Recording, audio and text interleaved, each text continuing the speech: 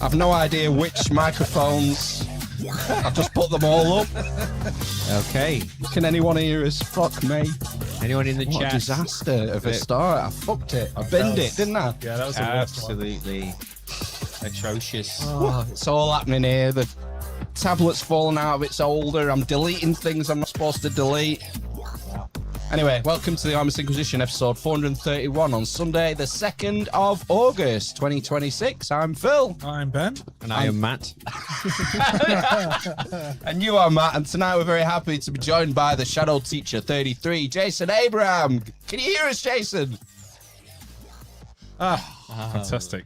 Thank Lovely. God for that. We had a bit of a melt. Well, say we. It's me, innit? Yeah. It's all me. I had a bit of a meltdown then when we were off screen. But hey, we can chill. It's working. The stream is running. Yep. Happy days.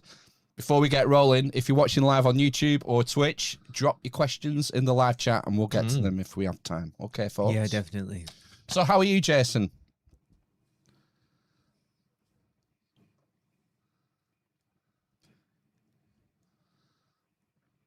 Ah, nice. Oh. Tobacco country.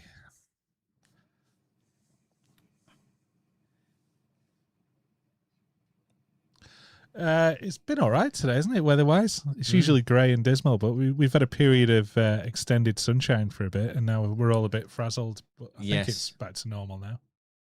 Yeah, we have hosepipe bans and people telling us the end is nigh because it's been sun shining for a few weeks. It has been, yes. It's been nice and warm, yeah. In the summer. So we get all the media noise talking about global climate warming change and... No sound in the chat, sorry. Okay. I'd flag these things as they happen. Sorry, Jason. It just goes.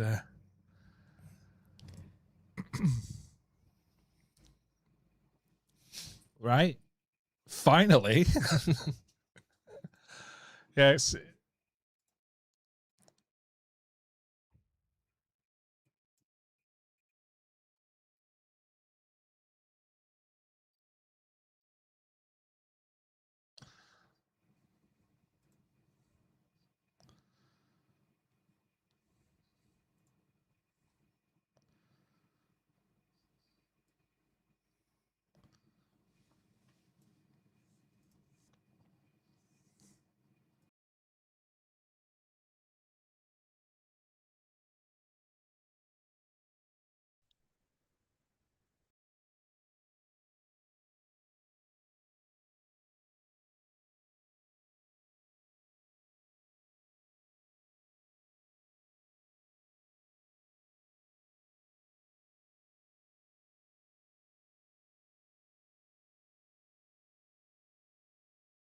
Yeah.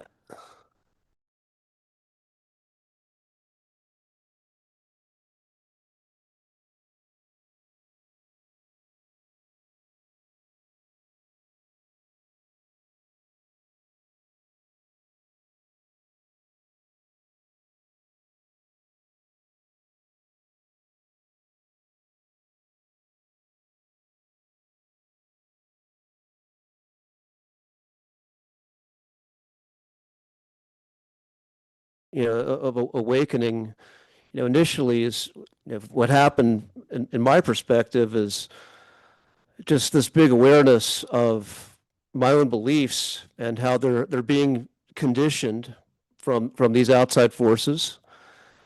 and questioning just like my own beliefs that got me to where I am, and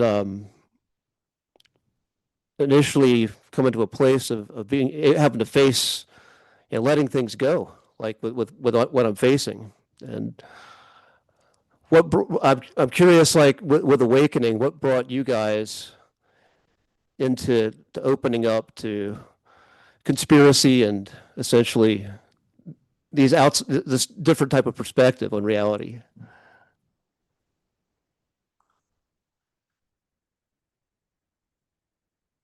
I do.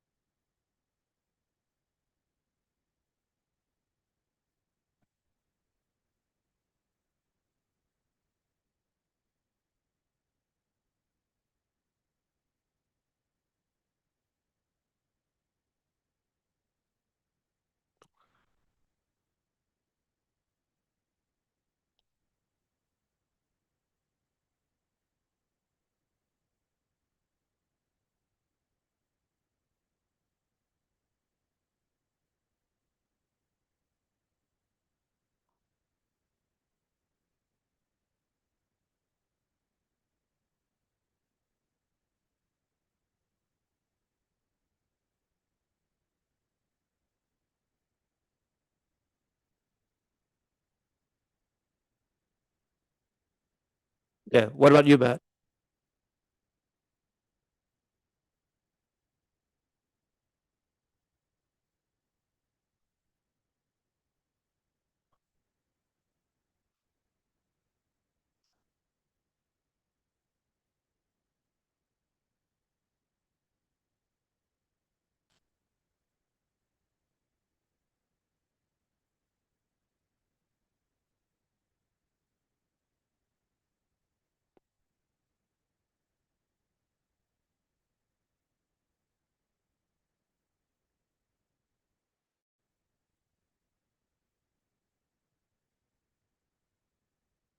Primary sort of sources of information like the BBC or ITV, which are like the national channels that are available, and how reliable it is that the narrative that's pushed around those kinds of things. And I guess that can extend to anything really. Like what Phil was saying, I think there are some things that I would question more than others.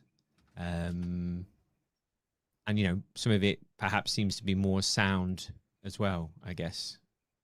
I suppose I like the one of the main things I like is more to do with sort of alternative history.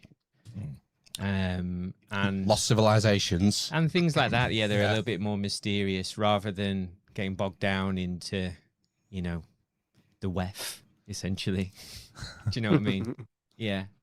Yeah, I know some of the topics again that get pushed again by media, and when you take a different perspective, when you question the validity of what you're being told, there could be a heaviness that goes with that. There could be a heaviness that you face when you start to no longer believe something you took as an authority figure, and you're in a place where you're searching for what is true. So like Matt, were you saying like awakening? It's an ongoing process, an ongoing process of questioning, and ancient history like that doesn't have quite the heaviness, because it's not as immediate. You can go there, you can look and be fascinated by something, and that opens up your mind to that questioning, without facing some of the polarization that goes with that, and the heaviness of facing what's going on in your immediate surroundings right now. So Exactly. There's far less consequences for thinking and believing something that happened 10,000 years ago versus now. Yeah. And I suppose how you're questioned about perhaps your beliefs. If you question something now that's against if you go against the narrative now, you will face far more consequences than. Well, it's a short time frame though, because I'm sure we could say whatever we want on this podcast about acid rain and the hole in the ozone layer, and no one would bother. But 20 years ago, Yeah, if we were in the same sort of technological age as we are now, we'd be harangued for it, I think. Well, look what happened in 2020. We had videos struck down in 2020 and 21 because of things that were said and opinions that were aired at that time. Mm-hmm. Whereas I think if you probably have a little bit more leeway now on YouTube when it comes to talking about the pandemic. But at the time, it was pretty brutal, you know. Yeah, I experienced the same. I got deplatformed on Instagram altogether, and never quite recovered from that when I started to speak out. And even when I was speaking, I had a mentor. You know, one of the things he said to me was that in the past, you could speak about fringe subjects. You could tell the truth that hit close to home if you did it through fiction, if you did it through entertainment, and you could speak these things out and get that out there. But that was sort of the take I took when I initially started taking to going to YouTube and Instagram. It was more from a performative entertainment idea, and to get ideas that I was exploring out there, but the way I was putting them out there was not explicit. But even that got things taken down at that time, which was very frustrating. What was your catalyst or your journey into looking into conspiracies or the nature of reality or philosophy? Yeah, ever since I was a kid, I was always fascinated with the paranormal. Some of it's just the time I grew up with. Yeah, the first movie I ever saw or ever remembered seeing in a theater was Empire Strikes Back. It's a good one. Yeah. And I was obsessed with the force and the nature of reality and the way it's explained in that movie. Even as a kid, that stuck with me. I always wanted to be Luke Skywalker. And another film, Ghostbusters, which is all about the paranormal, exploring that. And so always been somewhat of a weirdo and an outlier. And yeah, the weird thing is with that, as a kid, I always wanted to fit in and could never find my way fitting in with the status quo. And then as you get older, you learn to embrace the quirks and the strangeness. So there was always that path of the paranormal that I got into sort of the rebellious attitude from heavy metal. My favorite band, Guns N' Roses, just played here in Raleigh a couple of weeks ago, or I guess actually it was last week, and the attitude of that era hit a nerve with me. So something about going against authority and the status quo, and I would, some of that, like when you go into doing shadow work, a lot of that's kind of for my own daddy issues, like just kind of working with my own relationship with my father. It came out in some of what I connected with and pop culture, and with bands, with music. That's a way that an artist can emote. You can put your story out there and your heart out there in a way that people can connect and see you in. And that was my next path, was going to pursue music, wanting to do that myself. Really trying to make it as a musician, trying to get a recording deal. And that eventually led me to working at a Steiner school. Whoa, really?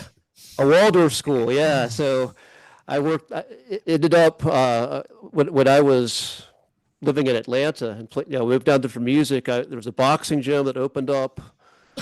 One of the topics you mentioned when we were DMing was Carl Jung, and he talks about the concept of synchronicity. And I've found, like, whenever I make a decision, there's something I'm curious about, just events that seem to come into my life that make no rational sense kind of lead on a path. And so I was playing music and working at this boxing gym, and the school moved in next to where I was. And initially, like the principal, they would have events in the evening. They'd have speakers come in at the time when my bands would practice, and they'd come over and basically tell me to shut the fuck up. And so when you're a working musician, you're always trying to chain extra gigs together to do what you love. So it's a tough business to make it full time as a performing artist. So I went over and I offered my services as a guitar teacher to them, and they accepted, and that opened up a door for working there. And I met one of my mentors there, who taught physical education. And one of the, like, going back to the Star Wars thing, one of the I became aware of the practice of Qigong and Tai Chi when I lived in North Carolina before I moved to Atlanta. But I was reading books, but no one was there to teach me. But when I go to Atlanta, I started to find people who could actually teach that. And at the Steiner School, like, one of the ways they start their day, they basically are doing exercises that involve breathing and visualization. And I was like, wow, this looks a lot like Qigong. And as I sat in on the curriculum, like, it was a very different learning style than I had growing up in a public school, where the kids are actually they're taught not just to remember and regurgitate. They have to take on information and work with it and learn how to create. So it is very active. And part of my work, I had to come up with a guitar class for that, and that was what I did there. And the mentor that I met, a guy named Alan Pittman, he taught martial arts, taught Bagua, and which is what you call an internal martial art, and Xingyi, which are connected to Tai Chi and Qigong. And I started learning from him. And that whole path opened me up more into digging into occult teachings and having some hands-on experience with working there. And essentially the way he worked was working with the human in multi dimensions. You have your physical that you're doing with your martial training, but you're working at refining your consciousness with concentration, and you're working at being able to feel and process your emotions as well. So you have these different elements of just working with this whole human experience and bringing them all into one. And what I found that, like, the more I did that, which required internal focus and discipline and practice towards the system, then part of that is you have to look at what takes you out of that, what takes you away, what pulls you out of that sense of to where you can focus and concentrate and be aware of what's going on with you and interact with what's going on around from a authentic way, if you will. And that whole path eventually, like, at some point you go back to Empire Strikes Back, where Luke goes, you have to make a decision. And my grandmother was passing away and needed live-in care, and I made the decision to leave my training in Atlanta, leave my life there, and come back and take care of her. That's what brought me back to North Carolina, and I've been here ever since. So that's my hero's journey. Which I was going to say, is this when you went to go and visit Yoda? Dagobah. Yeah. I've gone back to visit Yoda a few times. So. Yoda would be in Atlanta. So this is Tatooine, isn't it? Yeah, this would be where Tatooine. This is where I came from. Yeah. So. But you must have, when you started at the Steiner School, did that lead you to look up Rudolf Steiner and seek out his work and his books and talks and stuff?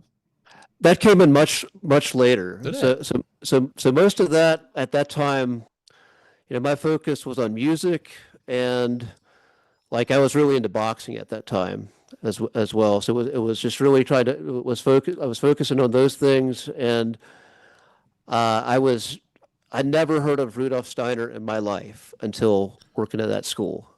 It just and then as I saw how different it was, I got more curious, and a lot of Alan's curriculum was based off of Steiner, and it was more when I got back to North Carolina that I really started to get more into reading his books and digging into what he was about, his anthroposophy, and looking into his system.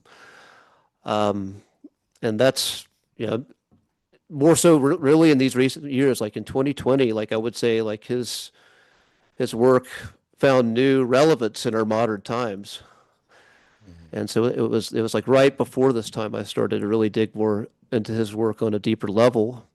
And that's still going on. That's still happening. His work is pretty dense, so it's something that you look at. It takes, I would say, like with great work that expands your consciousness. It's the state of consciousness when you're in is always going to be a reflection. So you can look at it one time in your life and you get something out of it, and then you look at it later and then you get another dimension of it. So that's kind of how that work is. I find him quite hard to access. I read Anthroposophy. I always pronounce it wrong. Anthroposophy, isn't it? There was like a short book which came out, which was like an introduction to anthroposophy, which I read, which was quite good.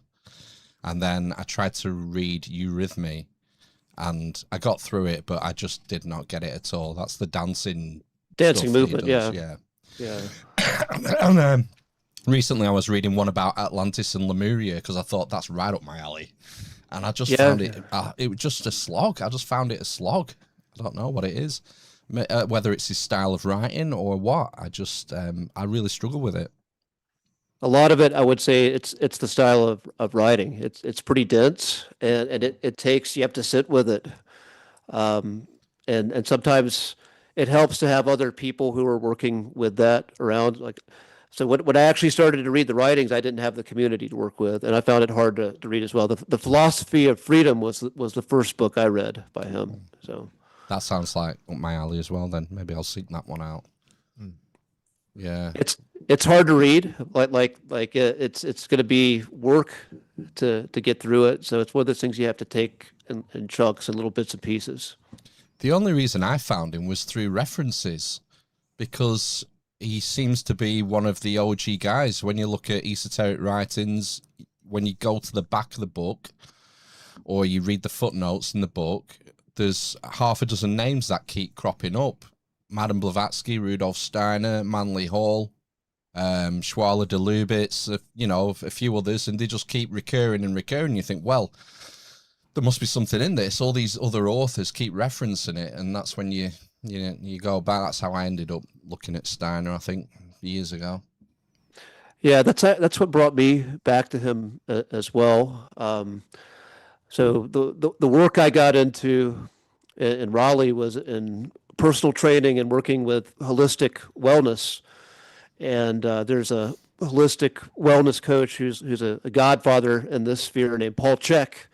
And he is big into esotericism, and he is heavily influenced by Steiner. And he has a podcast and was one of the big voices out there who's very good at bridging esotericism into the material world, and who works on that side of it. How do you spell his surname? Chek.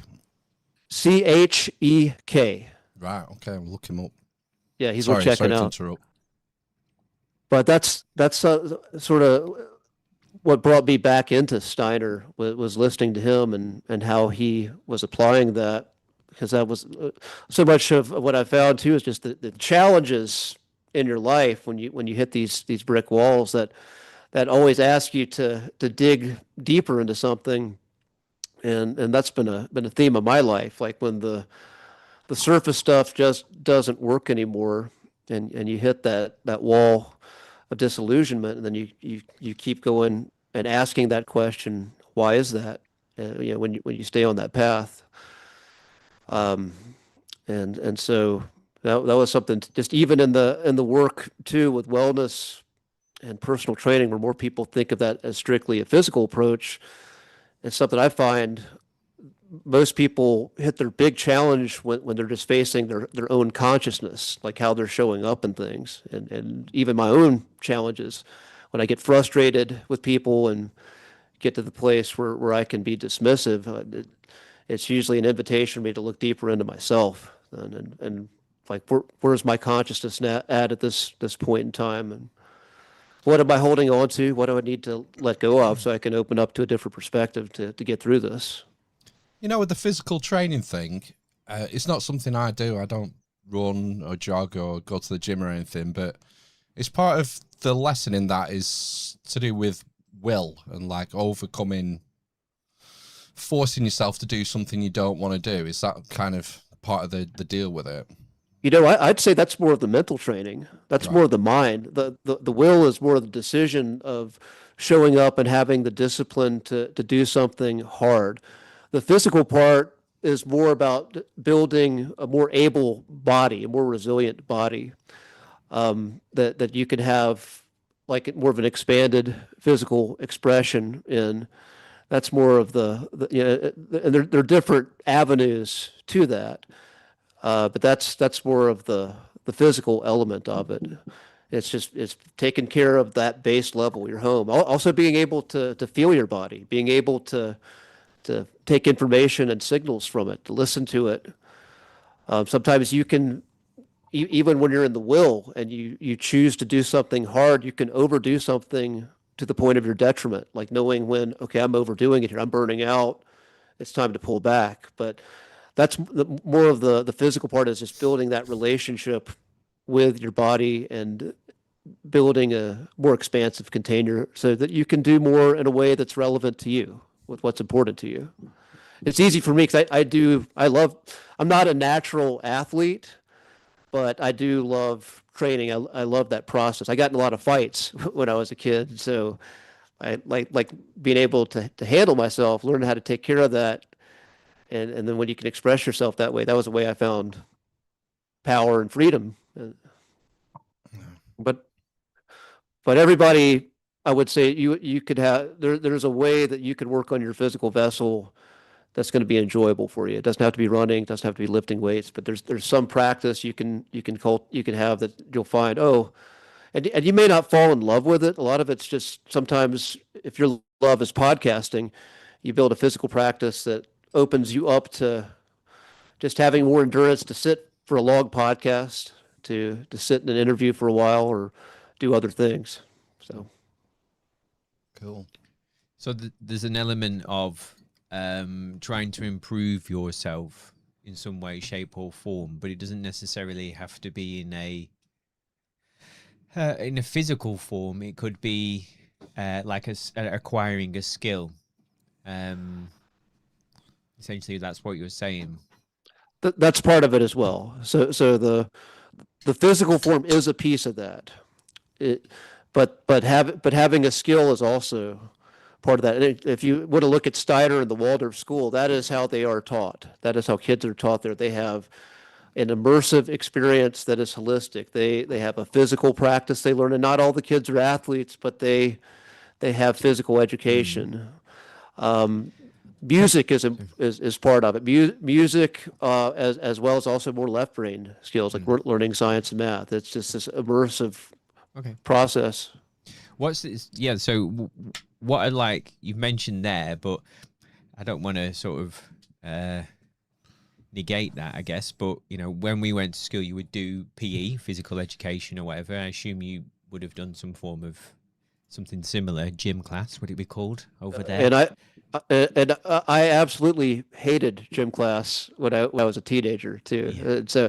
So the Steiner gym class is different. Well, that's what sorry. Yeah. I was just wondering, like, what are the? So you went. I think you said you went to a mainstream like a state school in Yeah, America. What are the differences between, you know, what's taught and how it's taught in a Steiner school versus like a state school, essentially? yeah. So, and to clarify too, I was an independent contractor Okay. at a Steiner school. When you're on staff there, there's a different level of Yeah. requirement for you. Yeah, of course. But what I saw, more of what you're doing in physical, there's some specific skills that you're doing. So you're like you'd be learning archery Oh, okay. or throwing a javelin, or Yeah. it's so much of it depends on who's teaching, or some of it. Sometimes the teacher will just have you play tag, playing games, but just having games sometimes with or just physical movement without any outcome. So a lot of it depends on who happens to be teaching. And I subbed as a physical education teacher. That wasn't my regular, but sometimes I would sub in that role too. Okay. I was just wondering as well what you were saying about I think it was like we were talking about, like, you know, the physical side of things. How can somebody well, this I don't know if this is you're going to be able to answer this, but I'm going to ask it anyway. Because I think it's too personal, but maybe that's a spoiler. How can someone awaken themselves, I guess? You know, how do you become more aware or introspective? Or because a lot of what you're talking about requires a level of introspection and essentially stopping and asking questions. You know, why am I feeling frustrated here? Or, you know, why do I feel sad? And really sort of digging down and trying to pull lots of threads that sort of pull back to like this particular moment. So, I don't know, have you found anything that I suppose is helpful to do that, or is there any suggestions that would make it easier? Yeah, so I think it all starts with that question. And going back to the Carl Jung concept of synchronicity, what I found, usually the thread is what I am interested in the most at the time. So what is pulling my interest the most? So you have the introspective part, but you also need to get something that's outside of yourself that you want to go and explore. And so that whatever that thing is, whatever sphere that is, like I mentioned several. I mentioned music. I mentioned paranormal, ESP, so remote viewing. That's another thing I practice. That's and something, but it just came from being curious about something and then looking into what's available to step into, to step towards. So having the right question and having that come from the honest place. If you're honest, if you are curious about awakening, expanding, and being more, and that's coming from a genuine place, and then what one thing or what jumps out that you want to explore, and it can be something in any of these realms. It could be something that's physically related. It could be learning, a musical instrument. It could be learning or a skill, and then that process of learning more about that thing that opens up more of you and how you show up for it. Jason, does it matter if you kind of go down that path and then go, right, well, I've tried that and I'll try this. Oh, now what am I interested in now? Why are you asking that, Ben? I'm just wondering if I'm more awakened than everyone else. So you mentioned, I've listened to some of your podcasts, and you mentioned interest in Ouspensky. I was just going to bring him up. Yeah. Yeah. So he was the student of Gurdjieff, and so the fourth way, which is that's another occult figure from that same time period, essentially, of Blavatsky and Steiner, and so the concept of or the framework you're viewing the world, or he's from the fourth way, is that we are in a sleeping state. We're in a state of slumber and amnesia, and his process of awakening is awakening more of remembering who we are and getting out of that slumber. And so Gurdjieff, he was a dancer, so having a physical element was a big part of his framework and where he was coming from there. So I do think more people are awakened than others. That's something. They're different levels of awakening, but it's an ongoing process. I don't want to be that guy who is flexing, saying I'm more awakened than everyone else. But yeah, I went there. Jason's a level 5 human. level. Yeah, I sleep. Because he talks about self-remembering. That's like the practice that Uspensky and Gurdjieff did in the little study groups, and they like played off each other, and you had to sort of hold everyone in your group to account, you know, and accountability. It's just about being conscious of yourself and being in the moment. I think a lot of it, isn't it? Very, very much so. I would say what we're doing right now is a process of awakening. We're having an honest conversation, being with people who you can have an honest conversation with, and you take that mask off and go and talk about what really matters to you. That is a big part of awakening. That is every bit as important as having a skill.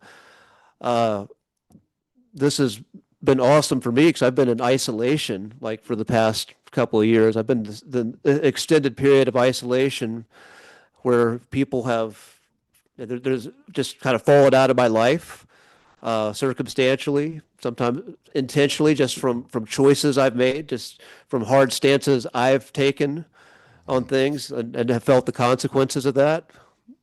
But having community, like when you go into isolation, and when you are kind of working almost like a monk in a cave, which I honestly have no desire to be, but I kind of looked at this is sort of that time. Okay, I'm going to work on these other things in my life I'm curious about, that I have a framework of working on, that I need to be more isolated. But there's still that need for community. There's still that need for aligned community and people who are on their own paths, who you can have these conversations with. I like the fact that you brought up masks, because that's one sort of trick I seem to remember, maybe from Uspensky. Maybe it was phrased slightly differently, but one step you can take is to recognize when you're wearing one of your masks. Yes. And being conscious of yourself doing it in that moment. Yeah, and that comes back to of reflection. Like, you have to have some degree of inner work. You have to go into yourself. And for my life, most of what's brought that on has been pain. It's been time where I've put on a mask, and a lot of times the mask is a way of compensating for a way where I don't feel enough. And so I need to, when you go on stage, when you're performing for people, like, I'm more of an introverted person. I'm not someone who's going to go out and mingle with people, but I wanted to be part of a band and make music. And the position that I was chosen for was a lead singer, but I don't really have the personality. But that was the instrument I was going to do best with, and that's where I was needed. So it's okay. I need to become this. I need to take this on. So you learn to, in that sense, I would say it's trying to find something inside of you, but you hyper focus it on that level on the stage, so you can, it's not a fake mask, it's more of something that's inside of you that you magnify, you turn the volume up on it in that particular framework that you're in. But the masks that have come and that come up with that, when you find yourself comparing yourself to other people, and feeling those painful emotions of anger or jealousy, and then you start to put something fake on yourself so that you can get approval, or that you're trying to get something from someone else because you're feeling lack in yourself. Those are the masks that I believe Ouspensky's talking about. The mask to feel a sense of belonging, kind of looking at going to shadow, a lot of that is looking at your fears. And two of my fears, one of mine is feeling that I'm not going to fulfill my purpose in my life, that I have something I'm called to do or be, and I don't live up to it. And the other part is dying, isolate. We all die alone, but dying without meaningful connection, dying without people in my life at that time that I've had a strong relationship that are present in that phase of life.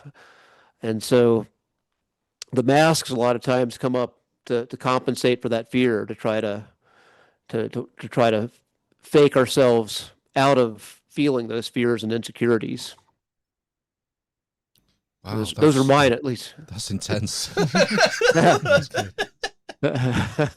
You've done some serious shadow work there. Yeah. You know, on a lighter note, you talk about intensity. I got a great compliment the other day at the gym. Someone told me I looked like a James Bond villain. It's the actor in Skyfall who's the villain. He said, it's in the eyes. It's that intensity in the eyes. So yeah, that's definitely. Do you know maybe one of the other things that maybe prevents us or inhibits us from self-reflection and actualization is all the distractions in the world, Jason? Would you not say? Yes, I would absolutely say, like right now, we have the gift and the curse of so much information being available to us at just the click of a button. And so what can happen is we can get overloaded with information that we don't process. Like occult knowledge too, like looking at what's hidden. Much of that is at one time you had to be initiated by someone. You had to be initiated into a secret society that practiced things a certain way and had that accountability that you talked to, had that brotherhood and sisterhood that would have accountability that would go with that, and then you would be introduced information like in the world of martial arts. You earn a belt, you practice some skills, and when you display mastery of a certain skill set, you earn a belt, then you're introduced to another level of skills. But you're not introduced to if you come in as a white belt, you're not introduced with black belt stuff right there. You have to build up and be able to process that. So now we have all this information. Some of it can be beneficial. Some of it is junk. Some of it is intentionally there to pull us off our path, out of focus, to be consuming, to get our attention to where we're going to feel insecure and want to buy a product or a service. And it's all coming in at once. And so it's very easy to get distracted because like media outlets are there to grab our attention in that way. Yeah, and you mentioned before, it just rung a bell when you mentioned before about the four of us sitting here having a conversation. How often do people talk to someone for an hour non-stop in 2026? You know, it's very rare these days. People can't even stand in a queue at the post office for 5 minutes without pulling the Black Mirror out of their pocket. We have to be distracted by it. We can't last 2 minutes of just sitting or standing with our own thoughts and contemplations without having to pull the phone out to check your emails or your WhatsApp or whatever it might be. Yeah, people have a hard time being bored. Just being able to be okay with boredom, with nothing stimulating going on, and just to sit with yourself. And it's really sad. Like I can understand the pain of being bored when you're in line, when you're waiting on something. I don't like waiting. Like that's a lesson I'm always continuing to be confronted by, is patience, and it's time to wait. You may want to do this thing right now, or get away from what you're feeling right now, but it's best that you sit with yourself. It's best that you be uncomfortable and be bored. But when you have, it's worse when you see, sometimes I would go out, I see a couple on a date, and instead of gazing into each other's eyes, holding each other's hands, they're on their fucking phones. Yeah, they're both on their phones. They're on TikTok or Instagram or something, or checking or message or whatever. So, but like 20 years ago, you'd be in the queue at the post office, or you'd be queuing at the bar at the pub, or the, do they call them? They call them bars in America, right? Mm-hmm. Yeah, the bars. And you would talk to the person in front of you or behind you. You'd strike up conversations. There might just be just might be a couple of sentences exchanged. But you'd have some social interaction, and you could actually meet someone who would be, end up becoming a friend, at a queue in the DIY store or whatever. But that's totally gone now. People don't talk to strangers anymore. They're just obsessed with what's in their hand. That is the going rate, unless you intentionally do so. Like I mentioned earlier, I kind of went through this period of isolation, and that forced me just to strike up conversations, or when someone would talk to me. I'll say that's one thing at the gym that happens now. Like if you go, people who go to a gym to work out, there's usually a culture there, and usually people they've got their headphones on, they're focused on their own thing. But a lot of times when they see you enough, then you start to actually have some conversation. So it's kind of like a pub in the modern day. So you're there for a common mission, and then you gradually get to know people, and sometimes those relationships can branch off into friendships that you have in your life. But it's something you have to make a conscious attempt to do, or a conscious attempt to say yes to when someone offers that to you, and be curious about. It makes me worry, Phil. Like we've all got young kids, haven't we? Between the ages of like 14 and 5. Come on, man. 7. Shit. So we've all got young kids, and I wonder how it's going to affect them, over the next 10, 20 years, because we all met at school, and then we met other friends at pubs and at clubs and football teams and various other things. And I wonder how the generation that follows us is going to cope. The ones that were brought up in the smartphone age, who were born in the smartphone age. Yeah. What do you see with your kids, with how they interact? What are you observing right now?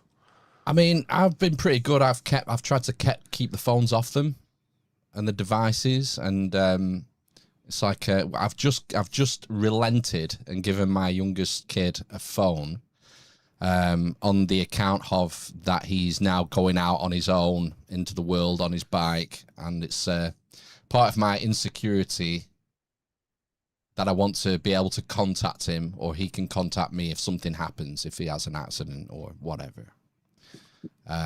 So I think they're getting through it okay. The issue that a lot of parents in the UK have is peer pressure. So often your kids will come to you and say, can I have a phone, or can I have a tablet, or whatever? My best friend's got one, or my mate Johnny's got one. And you don't want your kids to miss out or be excluded from things because they're the only kid who doesn't have an iPhone at the age of fucking 8 or whatever it is.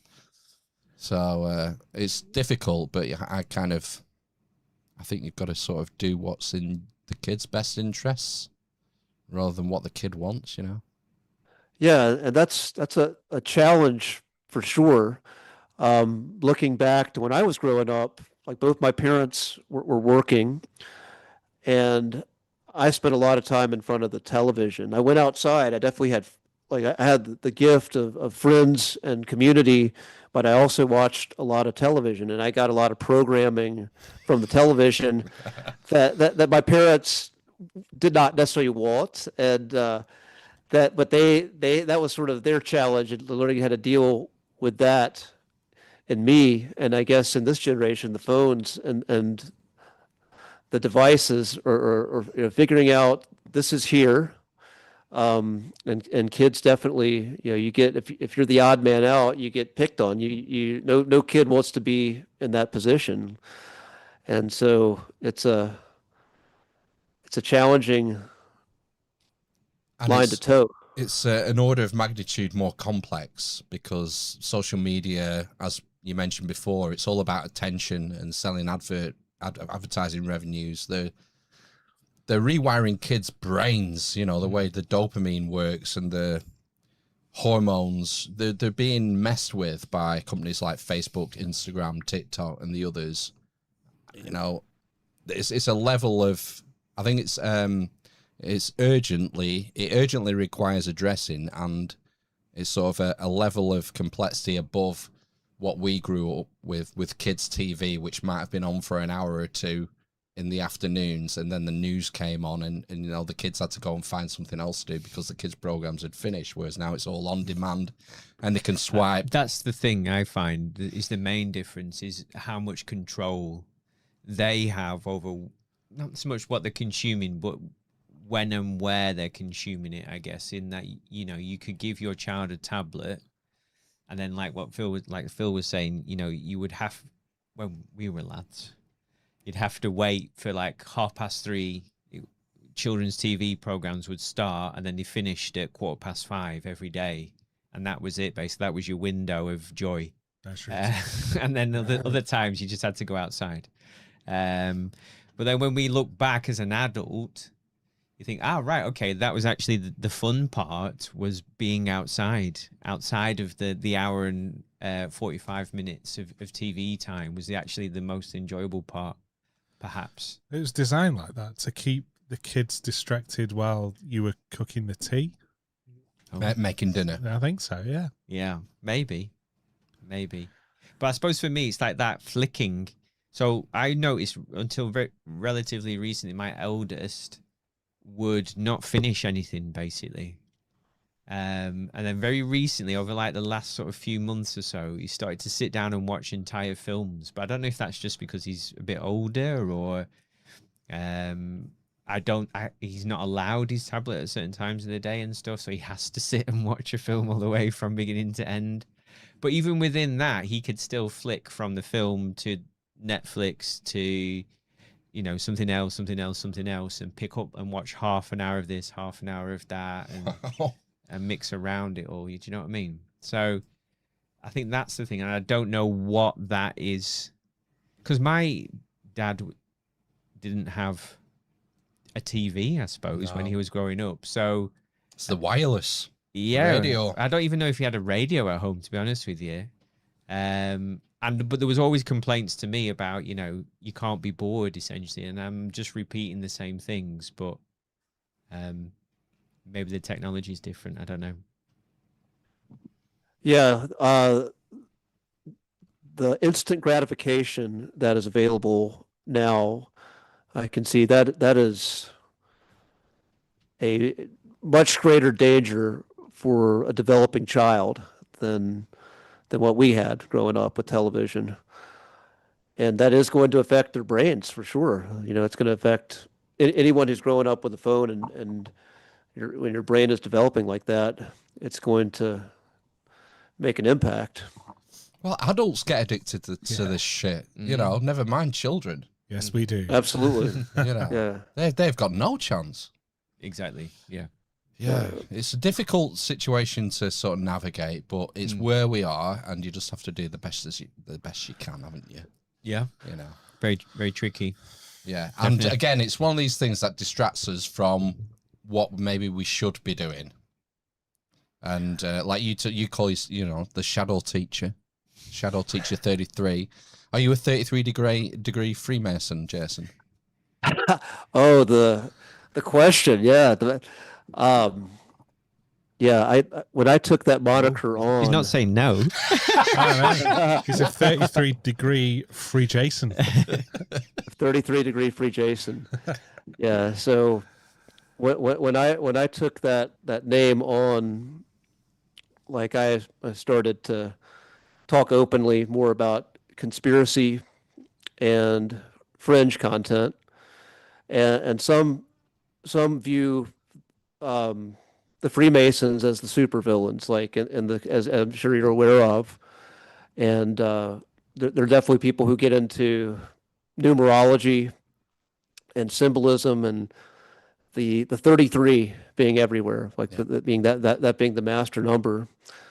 And so when I was doing my first juncture in this, when I wanted to talk in a way that it's not going to be, I get the ideas out, but some people may resonate, but some people may see that 33 and think, maybe he is one of the supervillains.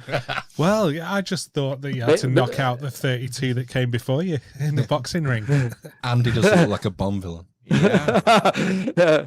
But maybe he's in the Illuminati. But I'll give you, I am not a Freemason. I'll give you a straight answer. Okay.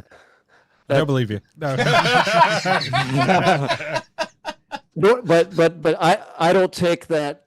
For me, I'm fascinated of secret societies and what they actually are. Like when I got into this, I started reading globalist books because I wanted to take on that. I wanted to see what that perspective looks like. I wanted to see, which is always like polarity is one way people are controlled. You have a hero and a villain, and your mainstream media, they like to have their villains, and then the truther world, they have their villains. So I like to get the perspective of the supervillains from the truther world and see, where are they coming from? Like, see, how do they think? That's something that I kind of went down that path for a bit.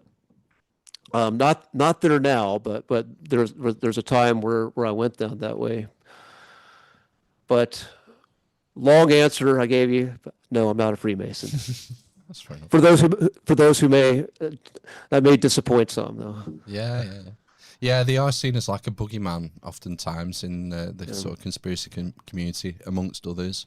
And it's because it's a secret society or a society with secrets. And if you're not in, you don't get to know. You learn bits that get sort of leaked out into the rest of the world. So people are always suspicious, aren't they? And most people do not like, I should say, I don't like to be controlled. I don't like people telling me what to do. Some people love it though. Some people actually love, they love, they love their authority figures. They feel a sense of panic without them. But I'm on the side. I think most people who get into the truther world are people who hate it, who don't like to be controlled.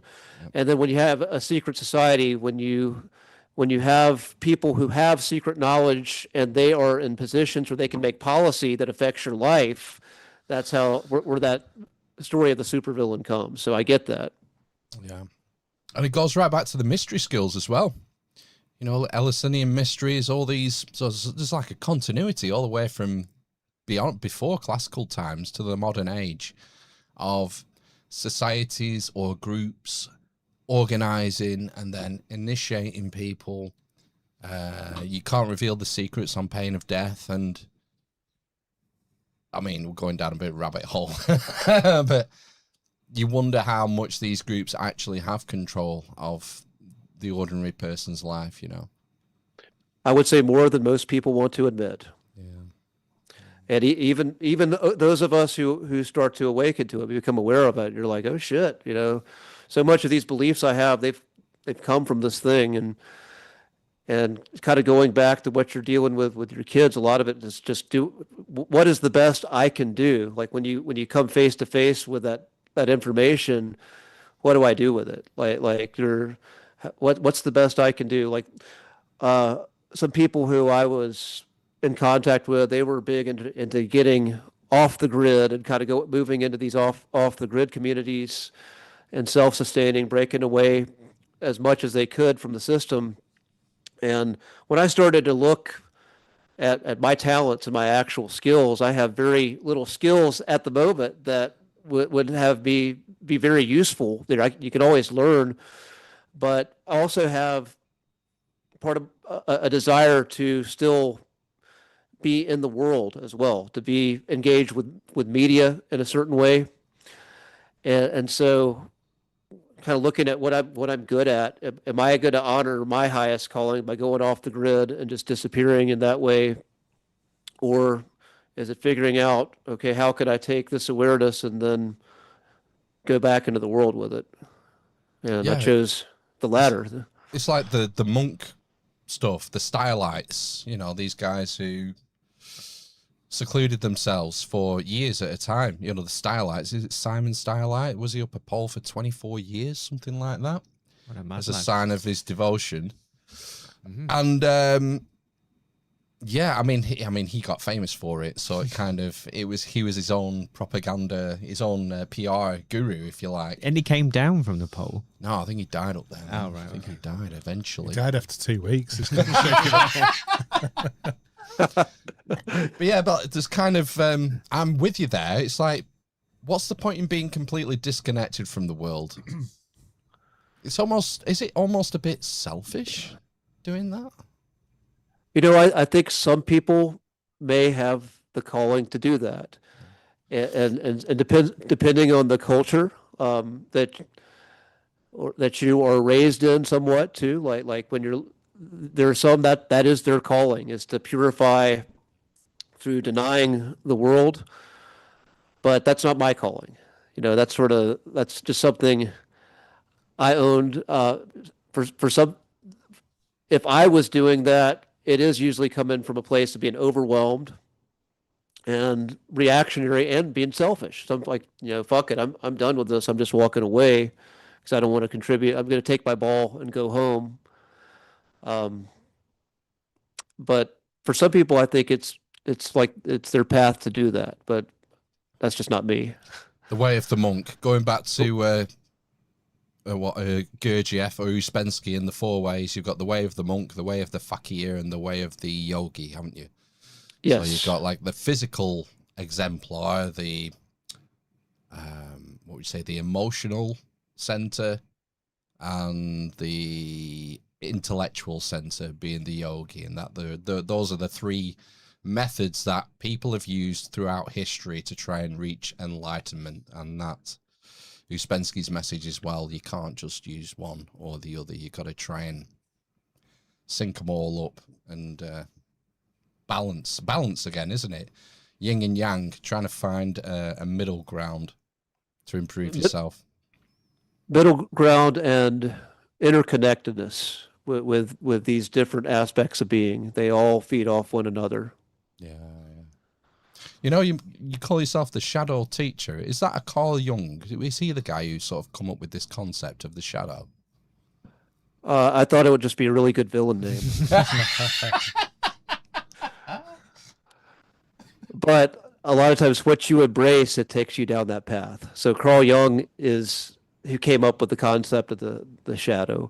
So I mean, the concept was around way before him, but he was someone who looked into the mysteries and started to talk and dig deeper into the nature of it.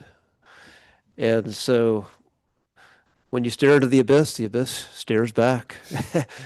and whatever is meant for you, it's going to find you. So the shadow teacher thing kind of stuck. Yeah. We've just going over an hour now.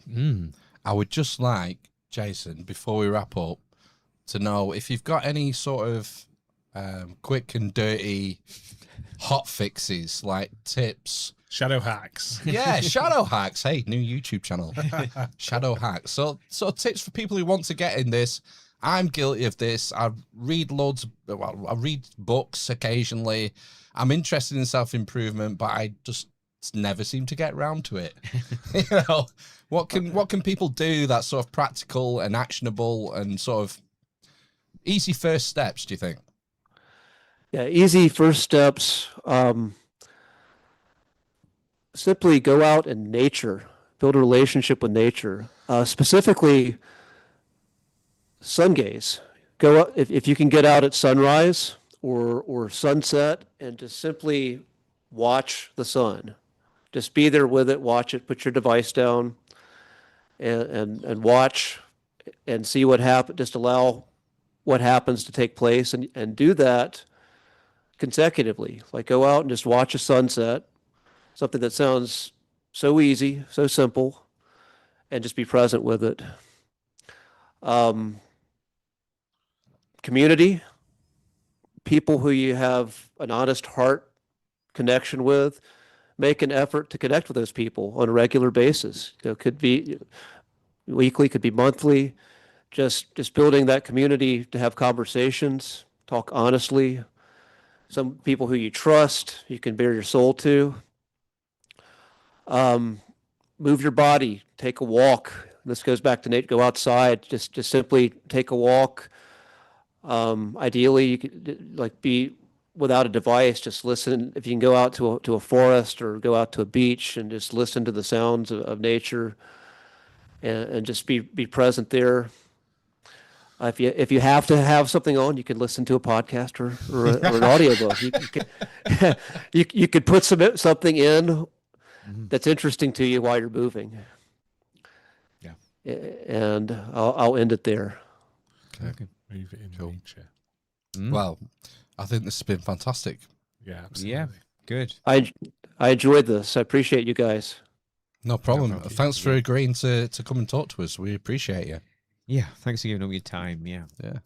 Yeah, and I appreciate the invite because it's like not like I'm kind of invisible in a lot of sense. I'm in the shadows. I don't have a big social media following. I just do my thing, and like Lemmy from Motorhead says, you throw the banner out there and see who salutes it. That's kind of the way I've always lived my life. Yeah. So, Amen. We live in the shadows, though, don't we? We do as well, yeah. YouTube isn't doing us any favors, is it? Well, yeah, it's been great. Thanks, Jason. I'd love to do it again further down the line. Yeah, definitely. absolutely. Yeah. Yeah. That'd be cool just to check in down the line, see as the world has changed, as we have changed. It's always a fascinating journey. Yeah, Yeah, absolutely. definitely. Yeah. And that's what it's all about, isn't it? It is. The journey. Yes, exactly. Not about the destination. Yeah. And I'll close as Dolph Lundgren in the old He-Man movie wished, good journey. Good journey. Yeah. Good journey. Thanks, Jason. Links are in the show notes. Yeah. Sign up for Jason's YouTube channel. Yes. All right. Good. Thank Yeah. you. Take care, man. Yeah. See you later. Cheers. Bye-bye. Bye. Cheers. It's all right. Right. Fantastic. We'll take a quick recess. 10 minutes Yeah. or so. Just 10. 5, 7. 3, 33. Yeah, why No, not really. And we'll see you on the flip side. All right. Yeah. Okay. Ta-ra. Oh, yes. TTFN.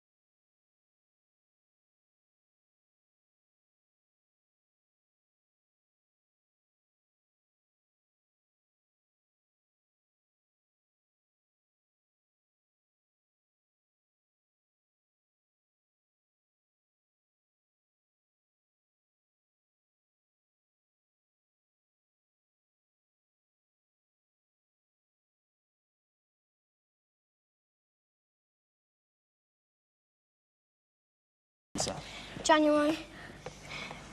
June. July.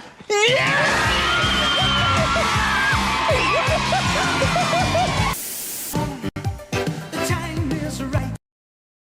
It's time for you to play your game. People are coming. One false move and I'll run this man through. Oh, goodness me, what a terrible threat. By what creeps, what crawls, by what does not, let all that grows recede and rot! He can't see, can he? Call an ambulance, Duncan. He can't see, man! Oh, boy! Welcome to the Wheel of Fortune. It's really good to see you. Here she is, Carol Smiley.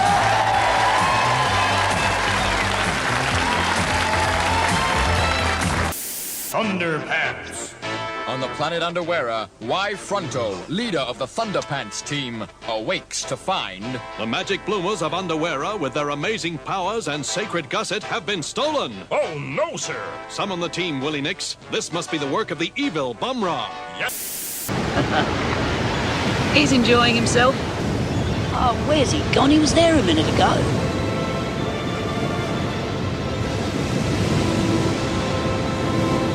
Harold! Answer me, love! Harold! Harold! Wackety, wackety, wackety. Beatles about. Watch out, Beatles about. Watch. Tom Hardy. Good morning, Tom. Hello. You go round there, love. Hello there. Nice to meet you. No, sit yourself down. Come on, get comfortable. Easy. Just have a look at your personal details. No, not easy. Hello! Hello there, and welcome to this a brand new game show called Get Your Own Back, the show which gives... Next. Hello, Games Master. The eyeball monster at the end of level 2 in Altered Beast keeps on killing me. How can I destroy it? I must say, I'm rather surprised you haven't... Sync the Pink and the latest Nikam Stereo TV is the reward. Finally, pot the black to win our fabulous Mysteries Star Prize.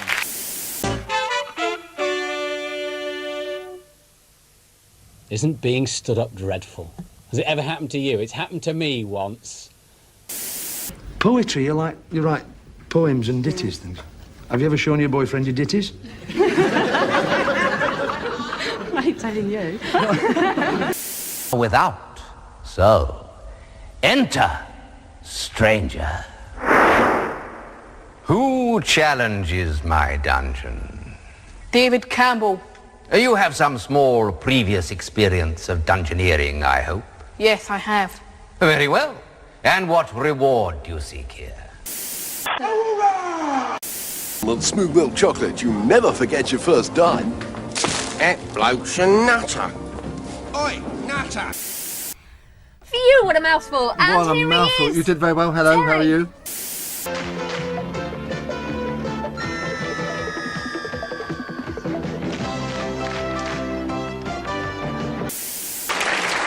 She's anxious to rush away. She is. I've got fast hold of her here. Stay here and enjoy it, girl. You're not.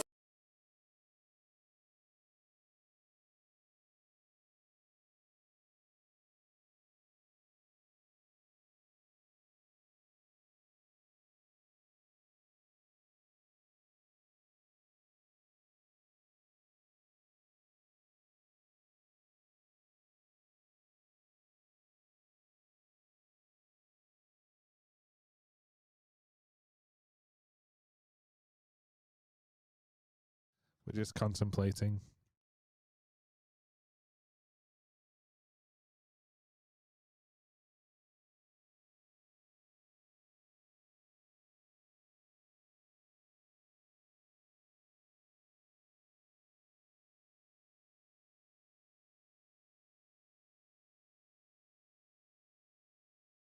Faders up.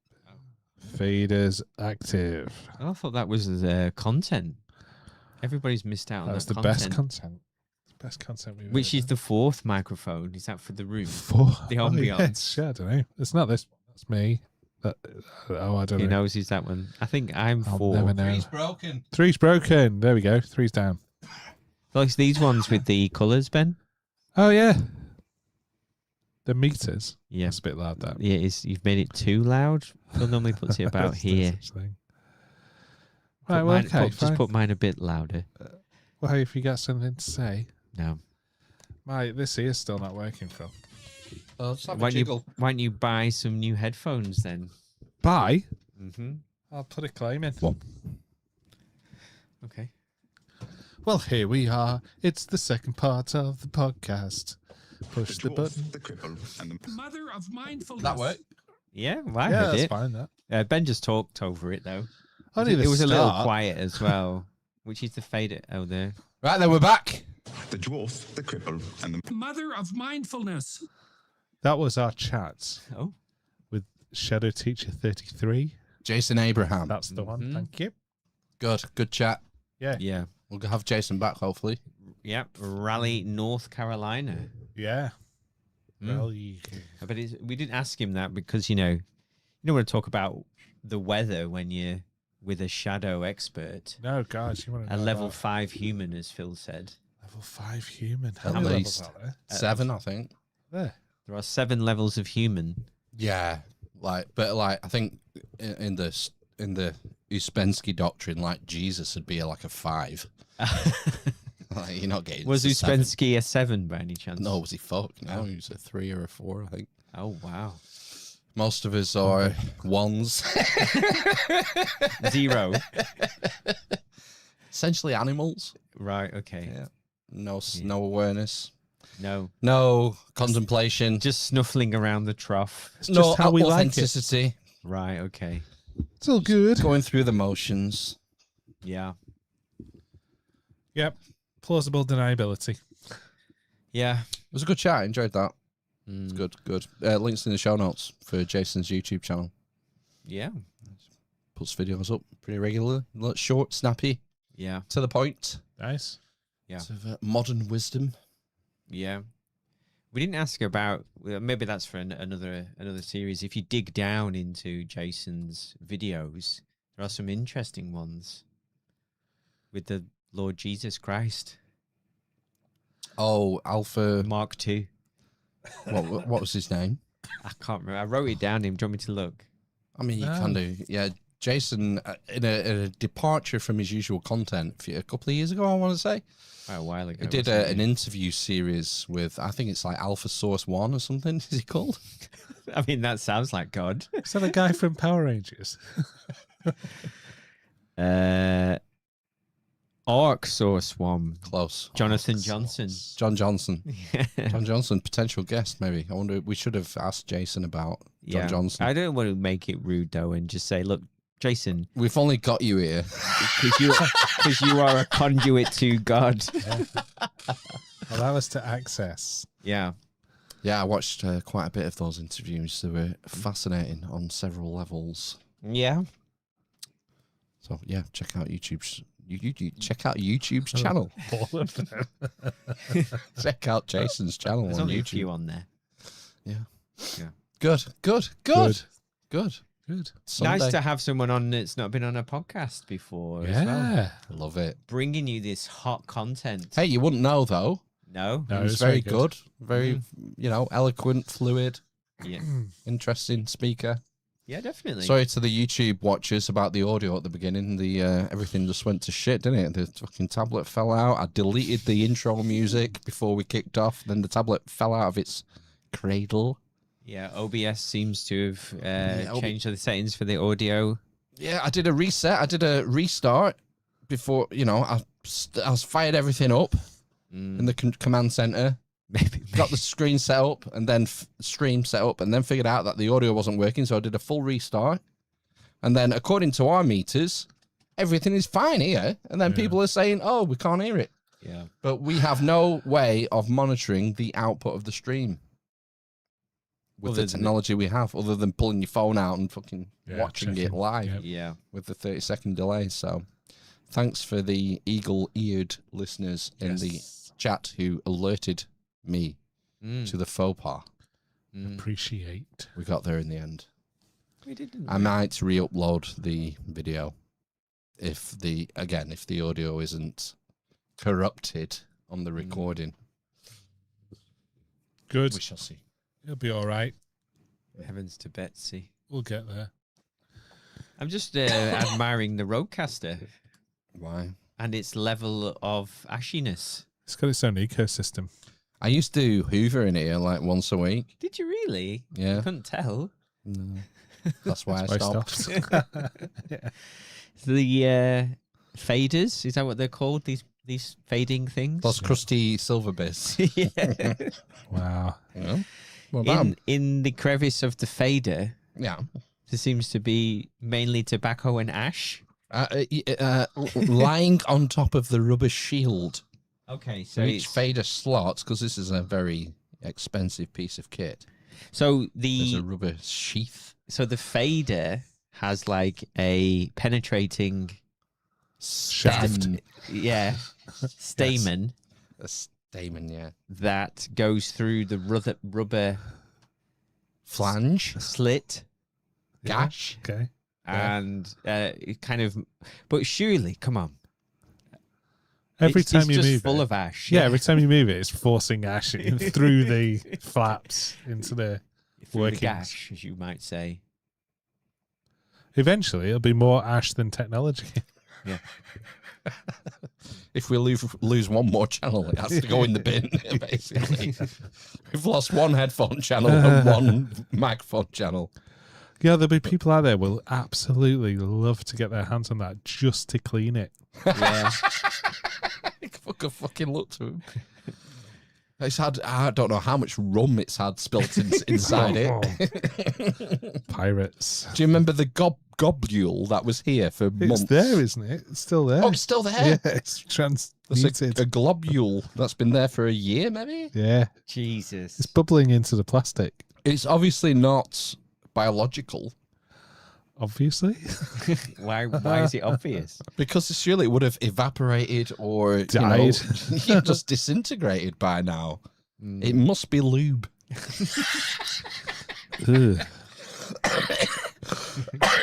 It must be an Castrol. artificial substance of some sort. Ale. Water-based. So it's Yeah, not but it's ale, it's still not lube. It must be grease. Where- I don't where's want the to touch grease it. from? I don't want to. I don't know. What are you looking? Look at me like I've got two heads. Because it's gross. It's gross. I mean, it's It's not grease. gross. It's not germified. It's obviously not come out of my body. Shall I touch it? You didn't. No, I'm going to do it though. Oh, it's sticky. I'm joking. It's come. He puts it there every week. Oh, you say that. It does smell a bit fishy. Kind of like, Oh no, it's the wrong finger. How Japes. did it feel? It felt like squishy. Right, like a goo, A goo. It's definitely a goo. slimy, Yeah, it's still viscous. viscous. Right, okay. It tingles slightly. Maybe it came out of the Roadcaster. Maybe. That's just the pure talent maybe and that's skill. the soul of the Roadcaster escaping. It's a solid a podcast. Trying to crawl out from the ash and Kill me. tobacco. Kill me. Yeah. It's the soul of Band Jimba. Ah, Bam Jimba. Yeah, Jim Bamba. One of our guests who passed away. There's been several now. Several? Yeah, we Oh, yeah. recorded all the Band Jimba podcasts on this machine. We did. Wow. Okay. Yeah. Good times. Yeah. On the road as well, that. It was on location Yeah. and on the road. Oh, yes. I see what you've done. Yes. It's been around that long. Since 2017, this thing. Wow. Oh, no. We used an 8-track originally. Like A a. Zoom 8-track. It was cream coloured, if you remember. Yeah, it was. It was about that sized. Yeah. Maybe 8 inches by 14 inches. How many cubits? Royal or Egyptian? Royal? Halves. I'd say maybe half a royal Cubit. Half an cubit entire in length, cubit. Right. and maybe a quarter of a cubit high. Okay. In height. Yeah. Height. Well, there was a Road 1, wasn't there, for a while? A previous Roadcaster. Oh, I don't know that. This Yeah, is it's Road down, 1. It's down there, isn't it? No, this is Road 2 where's broke. Oh, Road This 2 is the broke. Road 1. That's the original Road 1. Yeah. Had to come out of retirement. What because- happened to the Road 2? Is it still It's there? down there, broken. Oh, yeah, you can't fix it because of the Power button. fuck. They wanted 150 quid or something to Yeah, I wonder if I could pick one up. to spend an hour. It might be more. Bloody hell. It is what it is. Because you say who you say you are. That's why they say it is. That's why it is it is. Shall we move on? Got hairy legs. It's housekeeping time. Don't skip this bit. Share the word through Telegram, Facebook, or a tweet. I'm assuming they can hear this. Gouge the eyes, let's raise the tone. Help us grow. We can't do this on I've our lost the own. taskbar. Our podcast is in need. Tell your friends and plant a seed. It's housekeeping time. Return some value. It's housekeeping time. Gouge his eyes. It's housekeeping time. Focus your gene. It's housekeeping time. Sign up for the newsletter. So, this is a value for value podcast. And what do we always say? The best thing I like about sliced bread. It's like the softness. What is? Of sliced bread. No adverts, no paywalls, no creepy corporate sponsorships. We don't really want to suckle at the corporate teat of some shady globalist organization, and that is only possible with your help, whether it's through a donation or sharing or liking or hyping, or I believe YouTube has just rolled out gifts to the UK. I think you might be able to send us some jewels. Well, if any shady corporate organizations want to send us some jewels, we'll happily receive them. More than welcome, yeah. That's the best way of returning value, I think. Word of mouth. That's Sending it. us jewels? No, word of mouth. That's what I was looking for. Sharing links wherever you are online, in your Discord servers, your Telegram chats, your Facebook pages, wherever you happen to be on the interweb. Spread the word. Spread the word. You can also engage by signing up for the newsletter. Yeah, I won't bother. Oh, wait, really? I haven't been one for a couple of months. Oh, okay, fuck that. Join the Element server, Ben. Me? Yeah. I mean, I've lost my login to the Element server. My God. I have to validate something or I won't be able to partake anymore, apparently. I got a message. Well, it was saying that to me for like 2 years. And I've subsequently found out that I can't log into the Element anymore. Oh. So I don't remember how I did it. Are we allowed a Discord again or not? Permabanned. Well, no, because everything... and I'm just wondering, Yeah, I got reinstated. If people... 2 or 3 years later, said you can have a Discord server back if you want. If people have been making guest suggestions in the Element server, I can't actually log in. Oh, dear. Oh, I sent you one. Did you? It might have been through email. Someone said it was either on the Element or through email. There was one on email, I think, that I've tried chasing up, but he didn't get back to us. Thomas Sheridan. I don't think I've actually figured out a way to message that guy yet. Actually. Oh, right. I updated the Google Doc this week. Oh, this week? With Thomas Sheridan. Oh, right. But I don't have an email for him, I don't think. I think I wrote that down already. But anyway, yes. So apologies if I've not acted upon any guest suggestions in the Element server because I can't get into it. I did look in the show notes for our podcast, but it doesn't seem to be a link for the Element server. Maybe I didn't. Maybe I missed it because I'm not very good at looking at things. There's a secret society. Because I was busy, you know, I I'm busy think you doing were other tripping. things. I think you were tripping Probably. balls because if I go to the show notes doc here, which is my template, Yeah. go down to the bottom, join the Element server, and there's There the it link. right is. I just need to click on In that. fact, and it's say the second link after our website. Wow. I That's think how no. much I looked on the website. Gravity.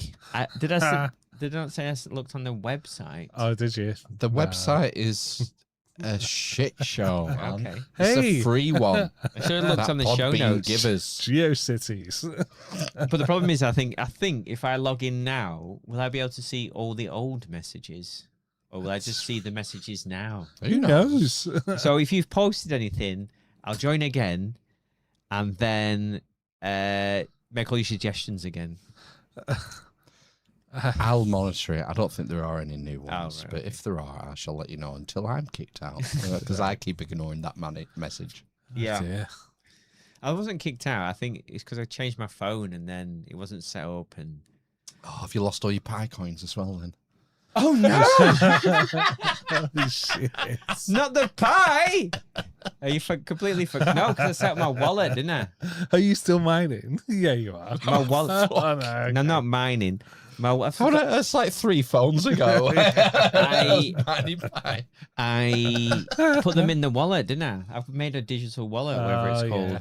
Right, that's where you sold your identity to someone in Yes. Sudan. That's right. And there was a guy in a tent that I had to check the identity of. Yeah. Yeah. KYC, is what Yes. they call it. Bedouin. Yeah. Yeah, know your customer. Yeah, there was loads of dodgy ones. I said, nope. This is not him. That's Sonic the Hedgehog. Nope. Yeah. Yeah. Wow. Yeah, I forgot so, about you know, the Johnny Element server. It's in the show notes, apparently. Not the website. that. Right. I should be looking in the show website's- notes. yeah, ignore the website. Don't go Yeah. to the website. No. If you're in the Element server, you could always submit some show artwork. Oh, Yeah. We haven't had any for ages, man. One submission this week. Pure time. It's pure time since we've had any show artwork. But we do have this one for 431 incoming. Oh, golden. It's very good, that. You want to describe it, Ben? It's got Jason Abraham on it. In the Some nice front and aviators left. there. Yeah. It's got some aviators on. Windswept. Yeah. Handsome. Oh, yeah, he's wearing the glasses. Wow. Oh my God. He's a Bond villain. Okay. He Check is... your shadow, man. Someone's, someone's in the... You need to sit in a quiet room, Ben, without your phone. And just think why did I say that? Who's in the background I there? might be my authentic self. That's when I his said shadow. that. That's his shadow. Yeah, that's the whole point. The shadow work, like it's the, Oh, the shit, light yeah. and the shadow. It's recognizing your shadow. Okay. And When See, you're I being didn't shady. recognize it. No, you're just there, in it. Okay, cool. What are the steps? Is the number of steps relevant? I'm guessing there are 12 steps. Oh. Would there be? I don't think there's 12. I made it, so I should know. 1, 2, 9? 3. 9. 3, 4, 5, 6, 7, 8, 9, 10, 11, 12. Yeah. 12 steps. See, it doesn't get thrown together, this. No, it's all Some thought thought goes into it. You got the 2 pillars, Jachin and Boaz Oh, yeah. of the Freemasonic cult. Yeah. And He's not a Freemason. And there's some kind of sacred geometry, is there? Vague, faint. This is obviously alluding to a Vesica Piscis as being the source of the light. So what did you, what was your prompt for ChatGPT for that image? Oh, I got AI to write the prompt. Oh, right, okay. Nice. You gotta get him talking to each other. No, I can't remember. I'll tell you what I did. I fed the show notes in. Right, okay. This very is nice. Jason. This is what we're talking about. Throw together a thumbnail design for me. Okay, well, you could try this, and this. All right, well, that sounds okay. Can we do this instead? Yeah, all right. Can you build a prompt that will generate that image? Okay. Yeah. Right, okay. A Vaguely. conversation. And then I usually have maybe 3 or 4. What do they call them in GIMP? Elements, layers, yeah, layers that you can then toss around to your heart's content, and I'll take Jason's image there, and I might use a bit of a sharpening tool on it. Yeah, he doesn't need any sharpening. That jawline. This is post sharpening. Oh right, okay. Maybe he did. Some of our guests have like what would they call them? Like headshots, like proper headshots, high res images, so they don't require much treatment. But that was pulled. That was just a snipping tool out of one of Jason's videos. A holiday photo. From a holiday photo. Yeah. Nice. That Kodak. A live snipping of an image. Nice. Wow. That's how the sausage is made. It is, isn't it? You know. Well, thanks for taking us through that, Phil. Yeah, thanks. Well, you asked. I did. We got what we asked for. So yeah, send us news articles, videos, audio links. Make sure the time stamped helps us dig through the noise. And in that way, doing any of those things, you can become a producer.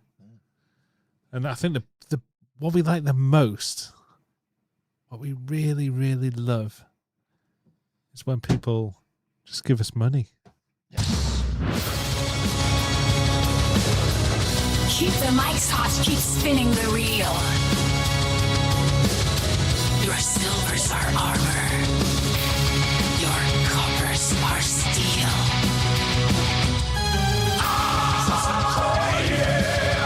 Echoes in our metal vaults, keep it alive. Give us value, your coins and power, fueling our drive.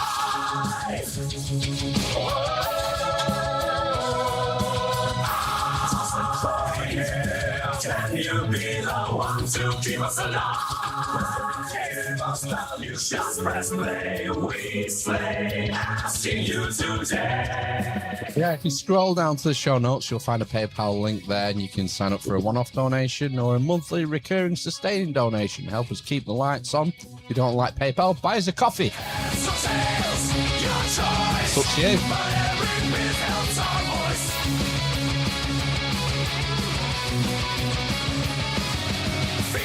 Steel strings, the electric roar. Your donations are what we're fighting for.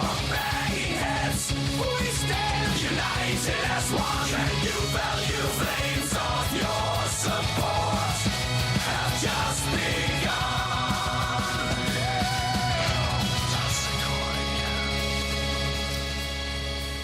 That's right. Do it for the lads. Lads.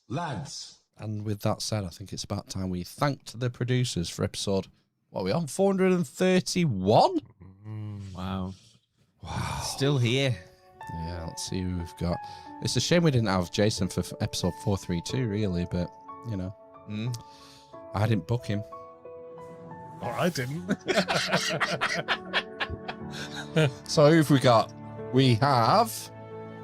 I'm on the wrong dock here. Why 4-3-2? Because of the football formation. Yeah. Is he like a decent number 10? Yes. Is it the pyramid? Something to do with the pyramids?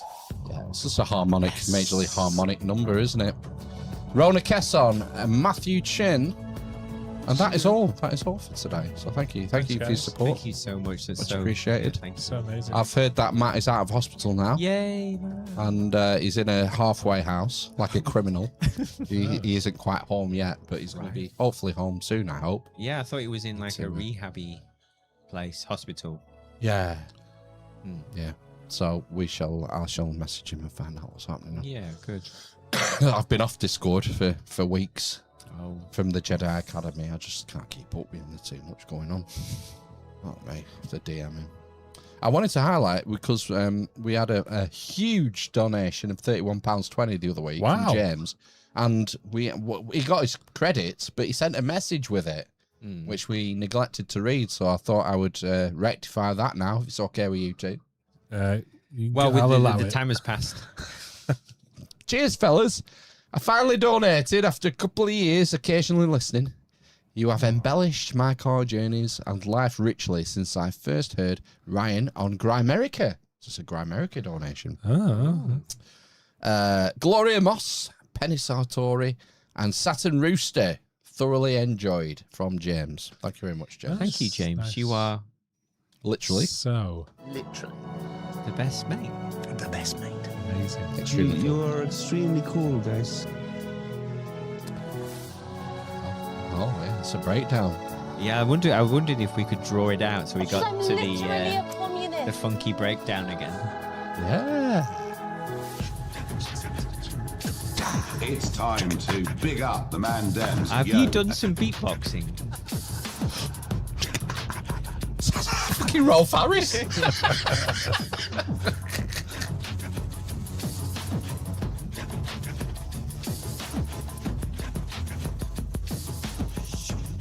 Are we just enjoying the beat now?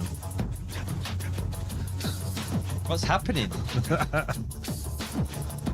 The dwarf, the current, the great, the doctor of thugonomics, the Homophobe. The wind. Silence. giant fucking lenses, the Chest feeding. Communist. the based Sigma Chad, the Corn pop. The baby penis. Inner asshole. These clockwork clowns. the dime bar, The number 11. the vegan on the bus, the Blind man. the big chungus, the cripple and the mother. Honey Pickering! From hell. Bring it on. Are you retarded? I don't get it, never will. Okay. It's back, isn't it? Oh my god. The Rings of Power is back. Is it? Yeah, it's coming out. It's not out yet, is it? How many seasons is that now? This is 3. This is number 3. Just keep pumping. I kind of want to watch it.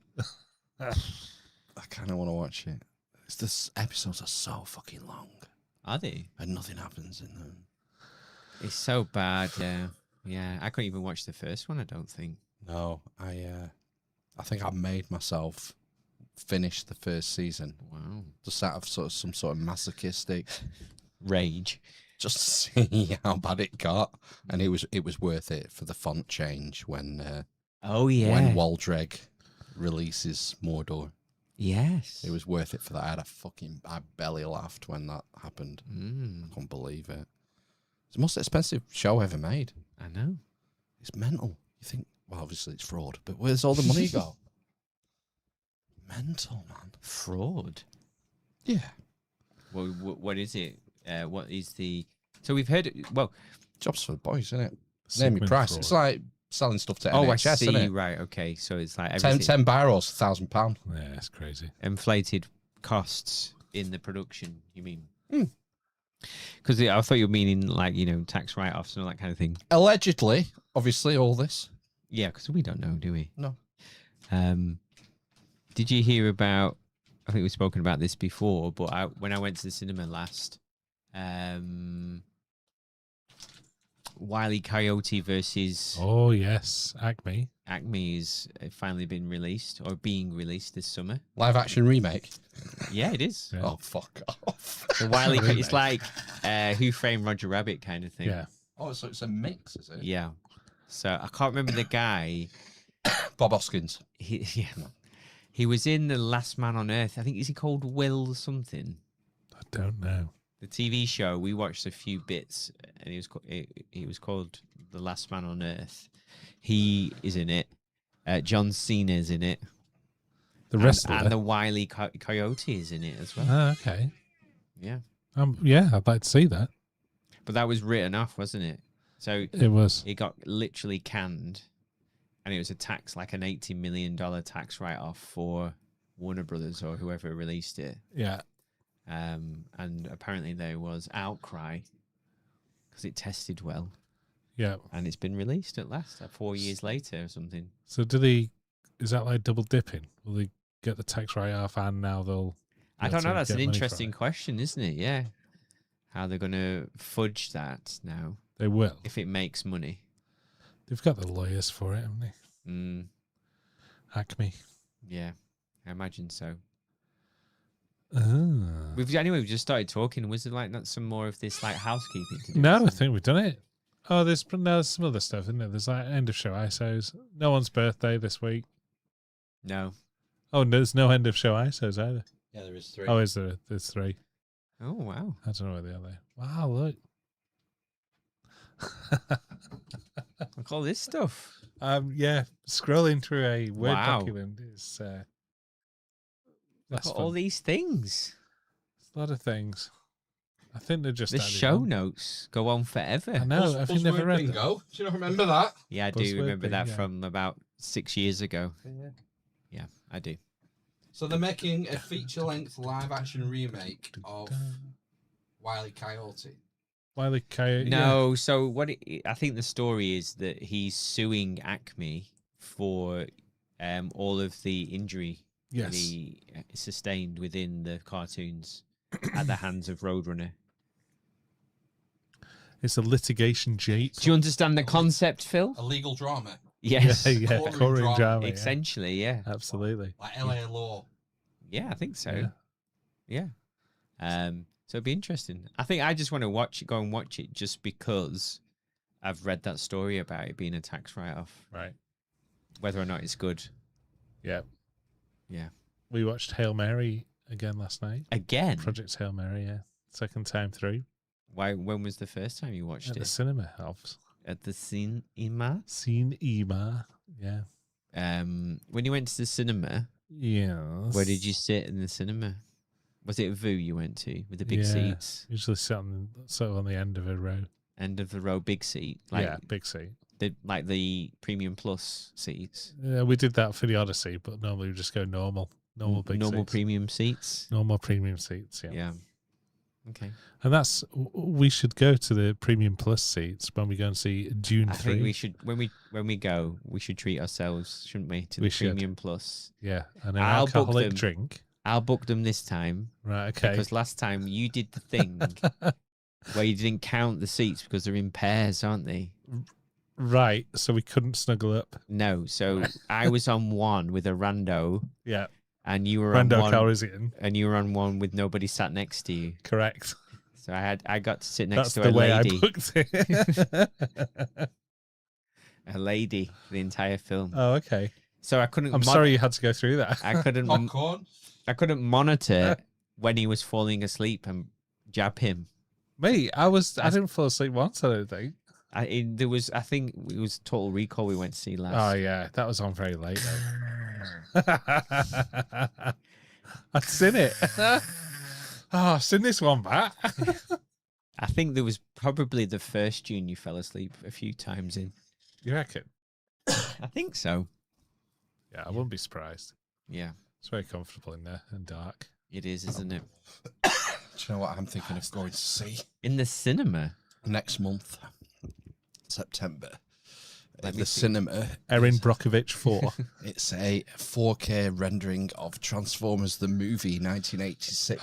Really? You would being get out? released in You the would go cinema. out? I'm considering it. Oh, wow. I mean, that's... Just for the member berries. Member! You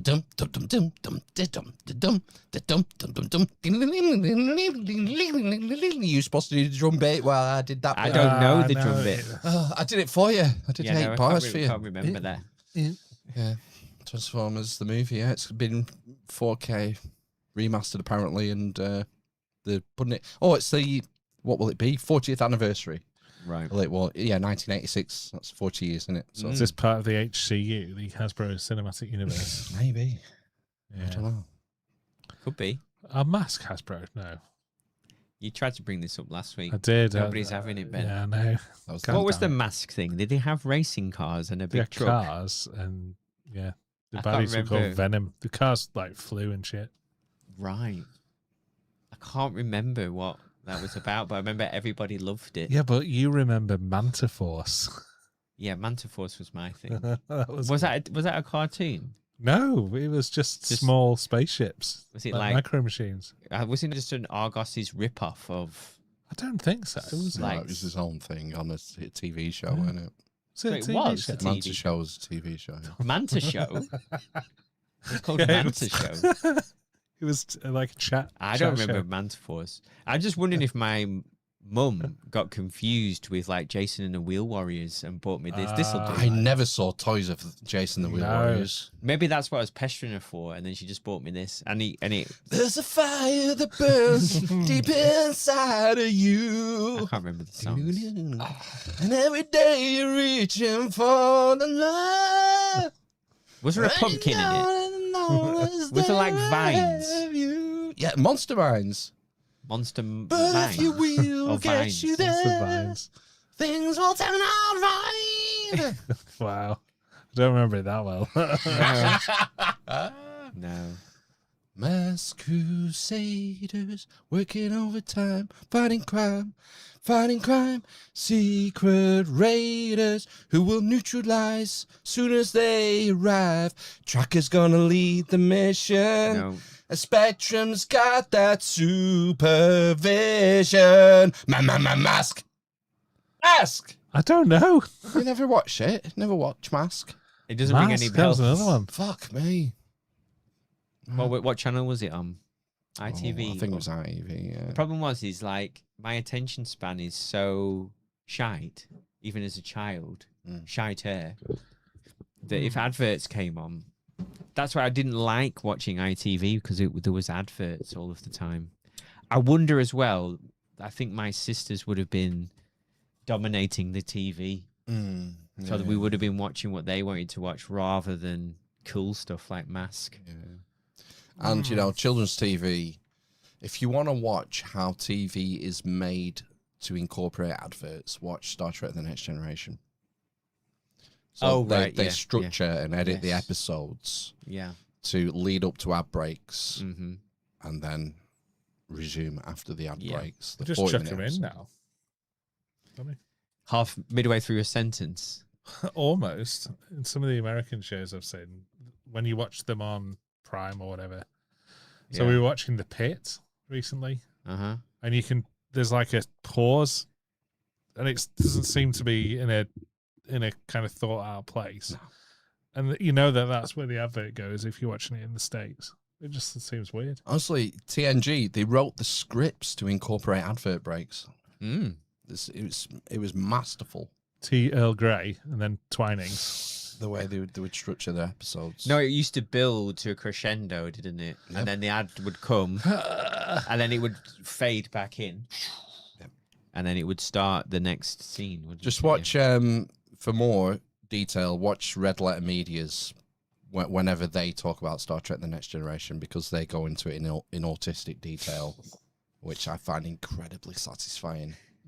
And they highlight the things that the casual viewer just goes straight over your head, and you say, whoa, there's so much thought and skill that's actually gone into this and how they've structured the episodes.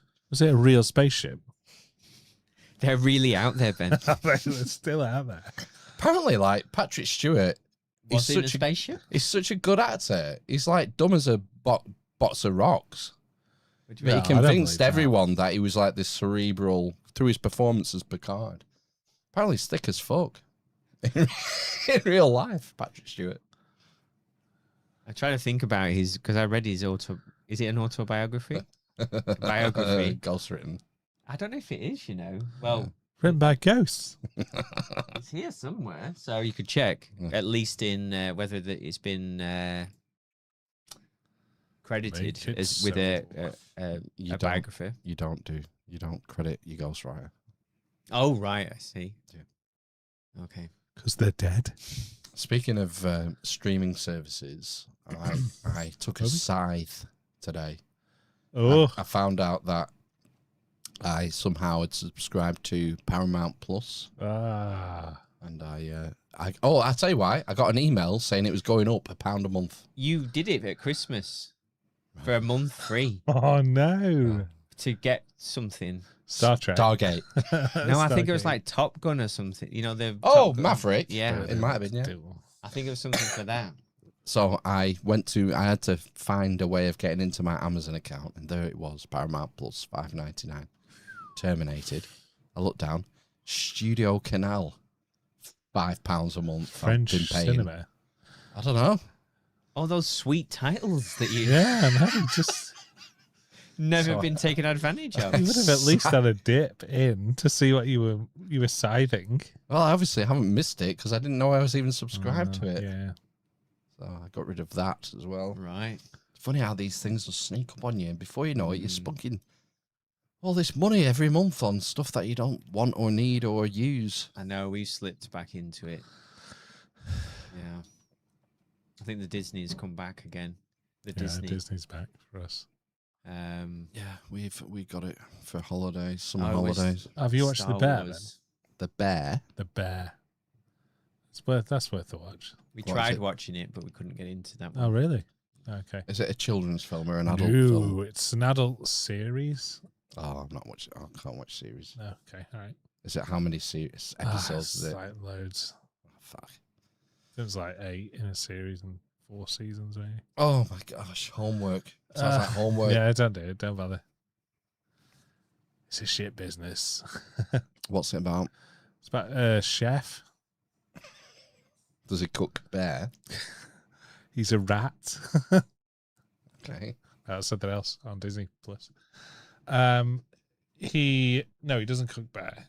He starts. Yeah, it's good. There's more to it than that. Come on, Ben. Fucking hell, he's throwing you a bone here. It's about a chef. There's more to it than So that. I'll tell you what I remember. The initial episode, I think I tried to watch 2 episodes. I think I got through the first one. I thought it was boring. So my recollection is that he is like a chef that's been working in one of these haute couture. I was going to say haute couture. That's not right, is it? That's gardening. Yeah. Yeah.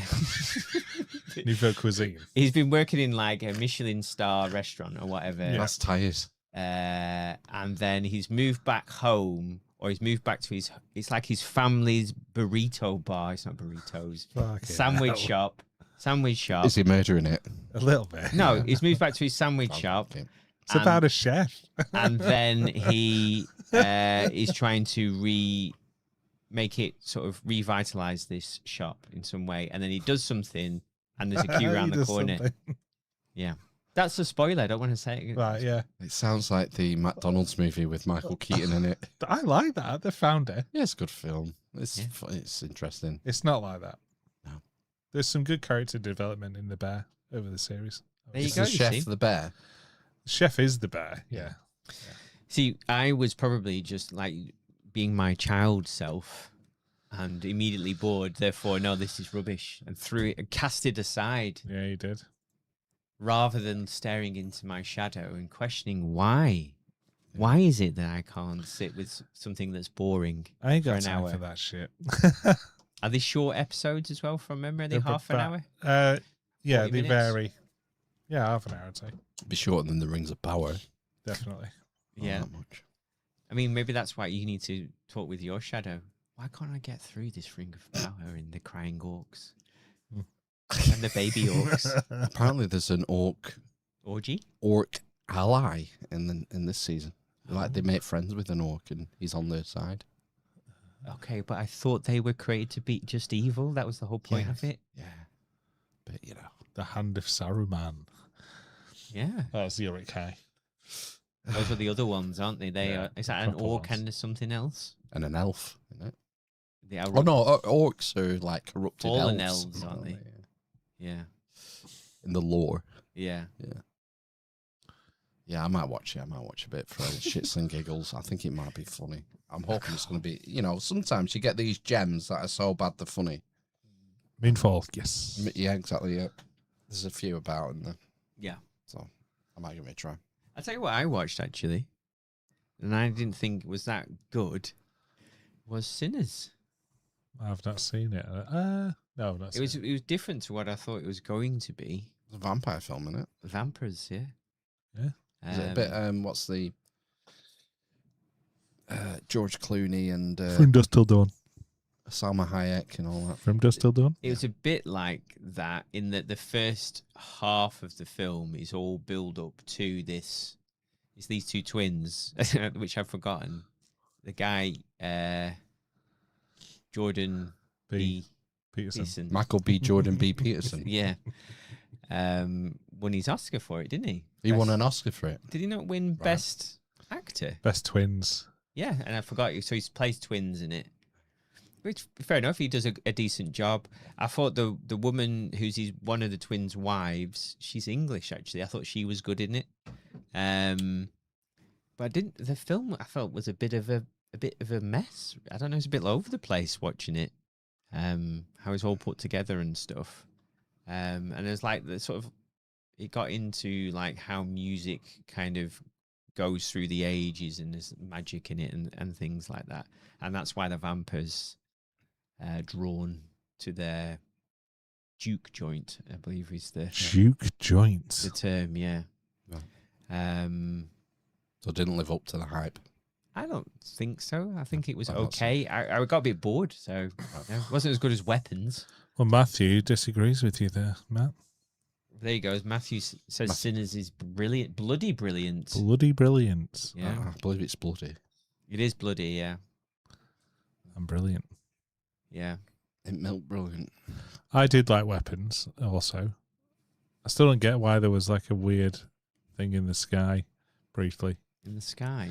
Yeah, there's like one shot and it's like the missed clouds and then the lightning behind the clouds and you can see like an AK-47. Oh! I was like, what the fuck's that? That was that was his dream.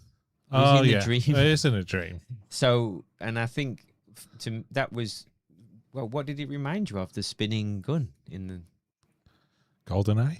Oh yeah, it was like a computer game, like a video thing, game, wasn't it? yeah, Where you pick up the gun or whatever. Ah, okay. And I don't know if there were. I can't remember. It was making reference. He was chasing his son, wasn't he? So there was some reference in there about him playing on the computer or whatever. Is it Thanos?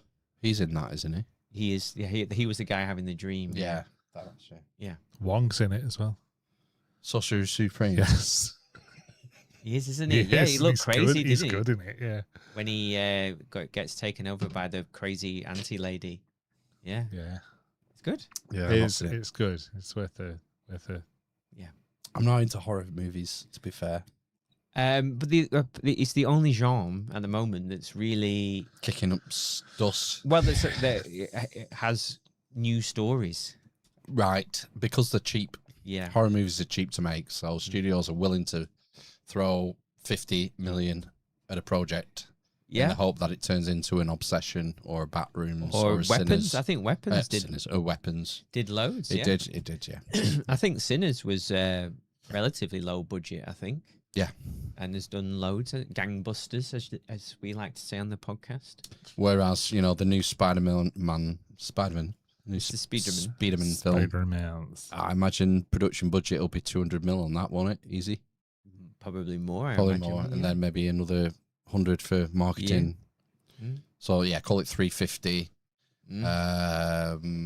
Cinema gets 50% roughly of the cut, so it needs to 700 million to. I mean, it's blown way over that, hasn't it? It's been a smashing hit. Yeah, but yeah, 700 million's a high bar to make a profit, isn't it? Which is why, like, the DC universe is dead now, isn't it? Well, James Gunn's getting fired, isn't he?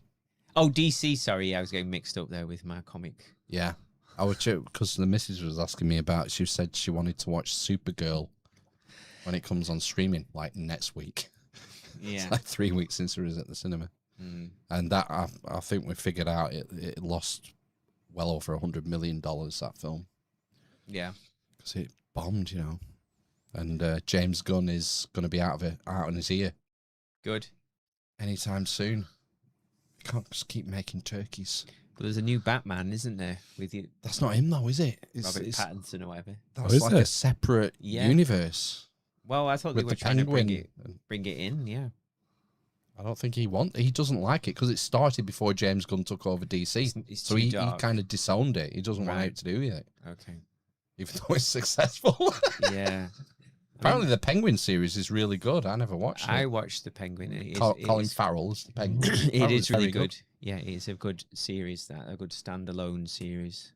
But it won't go anywhere because Gunn's in charge, Oh, right. It's Clayface, I think. Clayface next. Is the series. I think I've seen... the film. Clayface is it? film. Right, okay. I mean, that I might have a chance because it's going to be probably a low-budget horror film. Yeah. Body horror film. But the next series is Lanterns, and that looks like it's going to be a bit of a shit show. Green Lantern. Yeah. Lanterns. Yeah, Green Lantern crew. There's more than one lantern. I think so. Oh yeah, because he goes to a lantern academy, doesn't he? Yeah.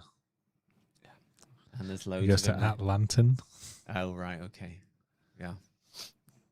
Wonderful. Yeah, rubbish. And show ourselves. Oh right, yeah. I thought we were talking about something. Got 3. Flops. If this thing flops, roast me. If this thing flops, roast me. Roast me. Okay, fine. Do you know who it is? Is it the Podfather? If this thing flops, roast me. Is it James Gunn? Nope. Shall I give you a clue? If this thing flops, roast me. He's been a guest on this podcast. If this thing flops, roast me. That's been 431. Is it Shadow Teacher 33? If this thing flops, roast me. Is it Andrew Shatkin? I think you're in the point, Phil. That roast the shit out of me. Oh, roast the shit out of me. Wow, shit. Macro. If this thing flops, roast me. Microaggressions guy. Macro. It's not Charlie. Not Charlie. Oh, no, it's Gary Nerdrossic. Oh, okay. Oh, right, okay. That's the context. If this thing flops, I think you're talking about the Odyssey. If this thing flops, roast me. Roast the shit out of me. Or he might have been talking about Spider-Man. No, it's Odyssey, I think. Right. Yeah. Okay. I just thought it was funny because it sounds like he's talking about his cock. If this thing flops, roast me. Yeah. That's why I clipped it. It's good. Okay. I like it. It's fine. No, it's just, you fuck's sake, you cunt. Where your mind goes, that's all, with these things. It's innocuous. Where my mind goes. I'm a gooner. Exactly, yeah. Okay. You said there was a third? Yeah. You'll like this one, Ben. Great bunch of lads. Great bunch of lads. Great bunch of lads. Do you know who that is? I know immediately. Oh, you know who that is? Yeah, immediately. You don't know who. If this thing flops, roast me. No. Roast the shit out of me. Don't remember him sounding like that, to be honest with you. Great bunch of lads. I like great bunch of lads. You're never getting this. You're never guessing it. I don't know who it is. Sean Dyke. Great bunch of lads. The gravel voice Ah. of English football. Oh, football. Yeah. Football. So which one then? What are we having? I vote for Great Bunch. Great bunch of lads. Yeah, I vote for Great Bunch. Well, it's over then, isn't it? Yeah.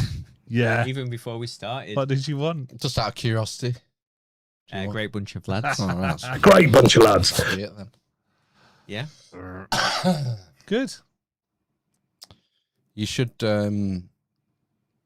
I like listening to the live streams that Drinker and Mauler and Gary and Az and all the others do. There's a whole ecosystem of YouTube live streaming, which is very entertaining. That's where I picked that Roast the shit out of me. That's where I got it from. I know, but time. How long is a live stream? Oh, what, an EFAP? Well, this, like what they used to do. I know they do all things together, don't they? All mix up and They all team up. Yeah. They're like the Avengers. Yeah. A couple of hours. Yeah. So What happened to the Union of the Unwashed? We used to Still hang out going. with? We got an invite this week. You get Oh, do we? invited all the time, Ben. Oh. Yeah. You ever look at the Go on. email? Yeah. I will. Hello. Do you remember me from 5 years ago? What are we talking about? Hello, macroaggressions guy. I don't know who any of you are, but Charlie. I turned up. There was Charlie, wasn't there? And then there was Yeah. a guy who came on. Ricky. Ripple Effect. Ricky Was there like Varandas. a Russian guy? Oh, when we were on it. Yeah. You're thinking of Alex Craner, I think. Right, okay. Yeah, the Russian guy. He's been a guest on our show. He's in Monaco. The okay. finance guy. Yeah. Alex Craner. I'm just scratching my ankle. I don't remember an actual Russian I don't spy. know. I wouldn't have stayed up till 1 o'clock in the morning to be on a podcast. Mike from OBDM. We had him on the show. Yeah, we did, yeah. He's great, talking about cryptids and shit. I did try to get some more cryptid stuff on, but she didn't reply. That was that. Well, Well, go on, spill the tea, as they say in America. that was an agent. That was an agent, and she's even the agent has blanked me. Michelle? Yeah. What the fuck? I know, yeah. I'll What have to did you chase her say up. to her? Nothing. I wanted a remote. Hi, I know we haven't emailed you in 4 years, but we're desperate for guests, so Yeah, can you sort us out? I think that's what. And I kept emailing saying, "That's booked now. That's booked now. Oh, that's booked now." So I have left it now, though. Yeah, you need, yeah. I probably need You need to go a month ahead. I know that's what I'm going to say. So maybe I'll contact her and say, "Hey, looking for someone for October." But there was I'm pretty. And Are you going to email me next week saying it's gone though? No. What I was going to say was there was someone in her list. I'm pretty sure we invited her before, but I forgot, and I think she said no. So, but she was a. Anytime now. There we go. It's coming. She was a. What would you call it? It's like remote viewing, but she's like an ambassador from an alien planet, I think. Big giant head. Yeah. I can't remember what her name is though. But she would have been great. Wow, that does sound amazing. I know another couple who might be in that vein. Right. Okay. I want a remote. Like galactic ambassadors. Yeah. Right, I'll find them. I'll follow them on YouTube. Well, that guy from Louis Theroux show. Yeah. Years back, Yeah. Excellent. Yeah. Wow. But she runs like retreats and stuff. Yeah, like somewhere out in Retreat. like New Mexico, Nevada, kind of deserty shit. places. Yeah. $6,000 a week.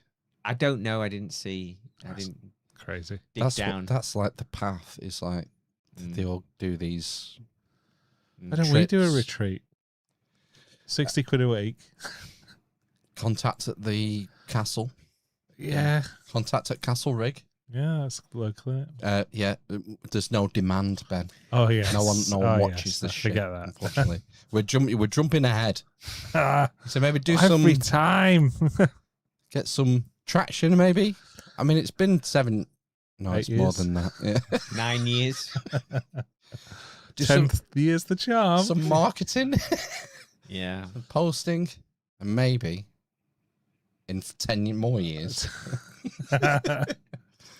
Oh dear. Do you remember the Lebanese rocket scientist we had on? Dr. Serene Nehme. Yeah. She'd come back on. She was Oh, good. she would, wouldn't she? Yeah. Absolutely. Let's get Dr. C back. Have we got a guest next week? I don't know. You book them, don't you? There's no one in the calendar. Is it not? I No. bet I booked it in my own calendar rather than the Amish Inquisition calendar. Convenient. Yeah, I'm pretty sure it's Marcus next week. Oh, is it Marcus? Right, okay. Yeah. As long as I know what I'm doing, I have to do the thumbnail and shit tomorrow. All right, let me see if I've put it in the wrong So calendar. you're looking behind the curtain. You're listening behind the curtain now, you fuckers. Yeah. It's not that Yeah. there's anyone. Is there anyone even there? Chat's fucking dead. I don't think there's anyone here. Oh, 14 apparently. It's in the wrong. hi, Sorry, guys. it's in the wrong. Yeah, Marcus is coming to talk about climate change, isn't he? And Prescient, considering the weather we've had. yeah, it would be nice, last wouldn't few it? months. To, yeah, I've just put it in the wrong. Saved it to the wrong calendar, Alright, and I it's can't alright. figure out how to save it in the correct one. Okay. I might have to delete it and put it in. Be right. Yeah, be fine, won't it? It'll come out in the wash. So I got an email the other. Or was it a text? No, it was an email the other day saying your delivery is on the way. I was like, what? I've not ordered anything. Oh no, not again. Fucking got home from work. What's on the doorstep? Beer 52. Oh, no. You hoping someone would steal it off the doorstep before you got home? So I signed up for a free box. How many months ago? 1 month. Oh, that's all right then. Yeah. And which I got. Mm-hmm. And I've not drunk them all yet. No, because they're awful. And then this box appeared. £36. 36. Holy shit. How many cans? Is it 10? Yeah. £3.60. Oh, it's not. It's just not good value. That is it. what is £3 something for a little can? For isn't it? like I know. Coke can Coke. I know. I suppose if you appreciate the beers and like having 3 nice ones and 7 awful ones, small amount of beer. And you're a fool. Yeah, it's a fool in his money. Well, what is it? £1.79, £1.69 for a coffee stout at Aldi. At Aldi, yeah. It's a bigger. Would you get more in that as well? Double, maybe. Would it be nearly a pint? More volume, more satisfaction. Just a nicer ale. But can you just drink that all the time? Yes. Probably not. No, I got bored of it. Well, you know what was in the box as well? The magazine ferment. Some weird people. The magazine that goes straight in the recycling. Yeah. And a leaflet for Wine. that. Wine 52. Sorry. Wine. Sneeze 52. You're not going to guess it. Dildos. Coffee 52. Ah, yes. Oh, right. He's signed up, hasn't he? Have you signed up? No. Oh. Oh, fuck. You get 2 bags of coffee. Okay. For £17 a month. Is it like £3 something at Aldi for your beans? These are 200-gram bags. Wow. So the coffee beans I get are 450 grams for about £5. Right. So it's very expensive coffee. Where's it coming from? Like, is it being ground by Brazil? Right. Okay. Ground on the thighs of Brazilian virgins. Yeah, that's what I was gonna say. Yeah. Yeah, bit expensive, isn't it? Yeah. It's like £8.50 for a half a bag of coffee, essentially. I know. So that'd be £17. That'd be like paying £17 for a regular bag of coffee beans, which is fucking mental. So are you just going to phone them up and say, like, it's too expensive? I can get like 400 cans of Galahad for the same price. And it's nicer. Yeah, just say that. That's the key. Like, nothing you can tell me is going to change my mind on that. This is poor value. You're offering a terrible service. It's far too much money. I think the service. More people need to tell you this. The service is fine. I think if you're into your expensive, like beers, and you like tasting all the weird ones that are awful, so you know not to have them again. What I found with it, though, is that you quite often got the same shit beers. Really? Like, I had it for a few years, and then, like, maybe, like, in the same year or the next year, you get some of the same again. So I just drink lager now, basically. Wow, I've got into cider. Have you? Have you started it? Fucking Helen said I don't believe you saw it. I was going to throw that up. That's what I mean. I can't get in. I was going to throw it up for the chat. Yeah. You've started on cider, Ben. You stopped talking. Because it's like fizzy cider, pop. Yeah. Isn't it? I didn't even realise. But yeah, it's not proper cider. It's like fruity ciders. I think I'd like a dry cider wouldn't interest me at all. No, because it's too adult, isn't it? Yeah. I've had my adult time. You should try the Aldi and Lidl ciders, the fruity ciders. They're all right. Sotmar. Yeah, they are now. They're quite nice. Fine, actually. just like Copperberg. Well, yeah. I've not been in Aldi for a while. The problem is you just drink. I can drink loads of those. Yeah, it's just like cans of pop. Yeah, the good dog walking drinks on a hot summer's day. Oh yeah, take it out. I usually have one I take 2 out with me. Wow. One to mop my brow, and one to cool my balls, my loins. You don't drink them. When you were saying about your libido leaving your body? No. Mine has just then. Just the thought of it crippled any remaining vestige of libido. Yeah. So, silence. Yeah, well, I talked about my invention about safety wear for men. Mm-hmm. Yes. Well, I think there might be something coming up, Ben. Might on the stream, yeah. Once he clicks through all of these different menus. Oh, that'll do. Let me just go. Here are the show notes. No. Element. Here's all of the tabs of Why have I got porn. two? Why have I got two here? Oh, it's opening another window. It won't let me do it. General chat. This is the element server for all those you got. How do I get rid of this side bit? It's next there. Yeah. Was it general chat? Was it? Yeah, I think it was in the general bit there. Why does it look retarded? Because it needs to be bigger. Fuck me. Oh, God. I've got it. This is painful. It's like watching... Oh. It's like you're watching your mum use the internet. Why is it not working? She actually died. Unable to load. She died during this attempt to use a computer.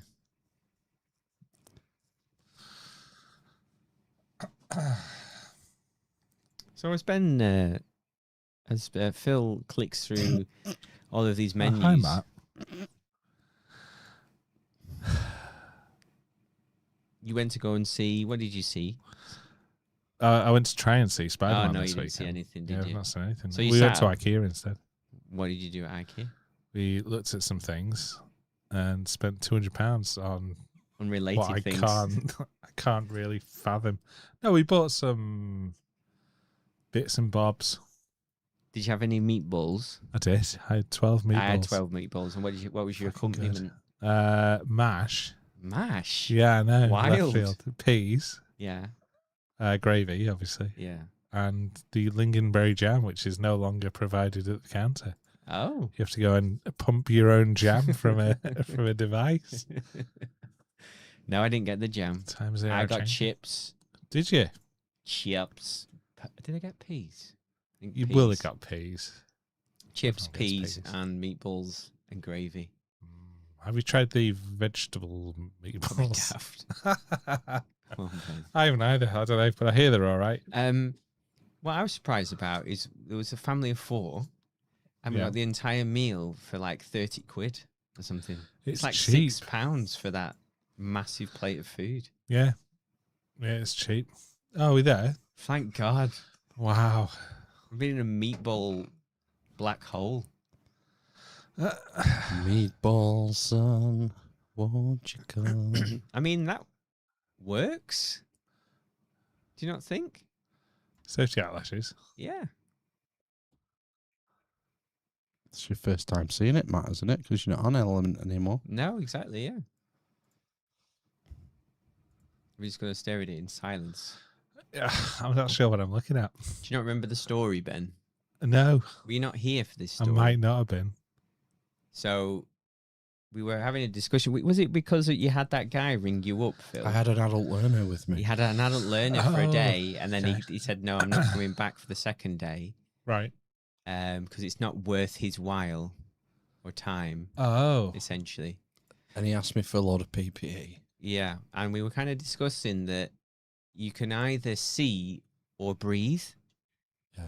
Glasses and mask doesn't work. As a combo. Yeah. Yeah. Because the glasses steam up if you wear a mask. Yes. So, as an alternative... I had a brainwave. Okay, yeah. False eyelashes for tradesmen. Yes. Fuck. Safety lashes. Because your eyelashes are there. God's provision to get rid of shit from going in your eye. Your eyelashes, right? Yeah. Through evolution or however you want to fucking characterize it. Women wear fake eyelashes. Yeah. And for aesthetic purposes. Yeah. And serial killers. What? Have you not seen Clockwork Orange? Oh. Right, okay. Yeah. Or Red? I'm suggesting a practical use for false eyelashes for tradesmen. Okay. Okay. Massive false eyelashes to stop big, dust like getting in your eyes. shields. Well, like the chap's got there. Yeah. You don't look very happy about it, though. It's because he's tough. Oh, Yeah. right. Oh, yeah, he's tough. And those lashes are on the bottom? So they're going to attract dust into his He's going to get his the eyes. dust and the debris on his bottom lash and then blink it into his eye. Obviously, it'll be top and bottom, won't it? Oh, right, yeah. You were spitballing ideas at the moment. It's We're still in phase development one. phase. It's yeah. phase one, yeah. It's nice that we picked up a sponsor, though. Yeah. Well, yeah. Do they protect against... I'm going on Dragon's Den next week. Yeah. Right, yeah. What's that thing in the background that's kicking out all those sparks? It seems to be a giant angle grinder It's on a so JCB. weird. Like, what is his face? It looks like what the cleaners would use at primary school for cleaning wooden floors and corridors. The sparks are coming out the top of it as well. It's not actually where it's touching the. No. It's a best guess. At It's AI, isn't it? What might happen on a building site with a JCB? One thing to say, you're not getting spots in your eyes No, with the DeWalt safety lashes on. you'll blink them in Right. with those ones. He looks mean, doesn't he? Sorry. Ben's allergic to podcasting. He's allergic to fun. I'm not here next week. Again? Yeah, I've got a gig. Oh my god. Look at the lights. Any more? No. Two more and you'll orgasm. Come on. What about like half ping pong balls? They'd work. Half. Oh, right. Okay. Yeah. Can you see? Can you see why you've got them? Put a contact lens in a hole at the end. Okay. Job done. Right. Well, you take those to Dragon's Den, and I'll take the. Well, that's what I was thinking. The safety lashes, and we'll see. Bit of friendly competition. Yeah, Where are you we'll see. taking, Matt?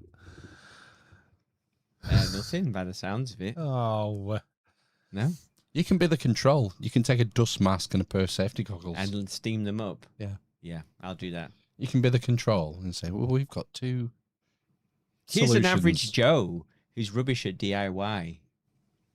Watch him steam up as he attempts trading work. Yeah. Yeah. Very good.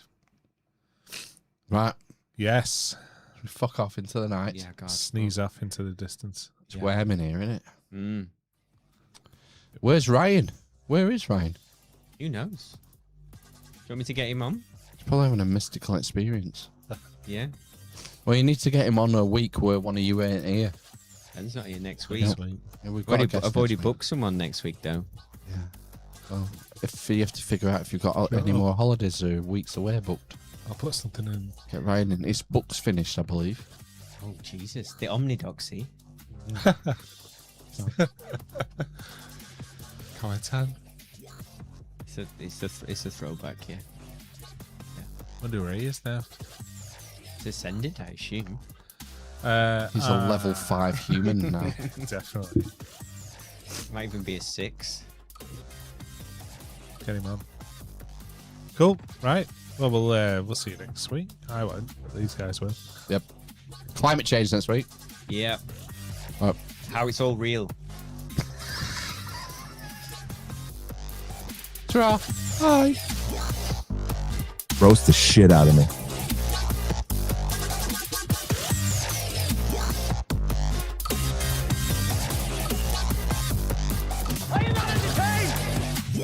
I love you. Epic job. Thank you for watching. I am going to aim for the prostate in the men. Congratulations on becoming a doctor of thugonomics. You don't give a fuck. You're embarrassing yourself. I'm a fucking asshole. That's it, man. Game over, man. It's game over. Great bunch of lads.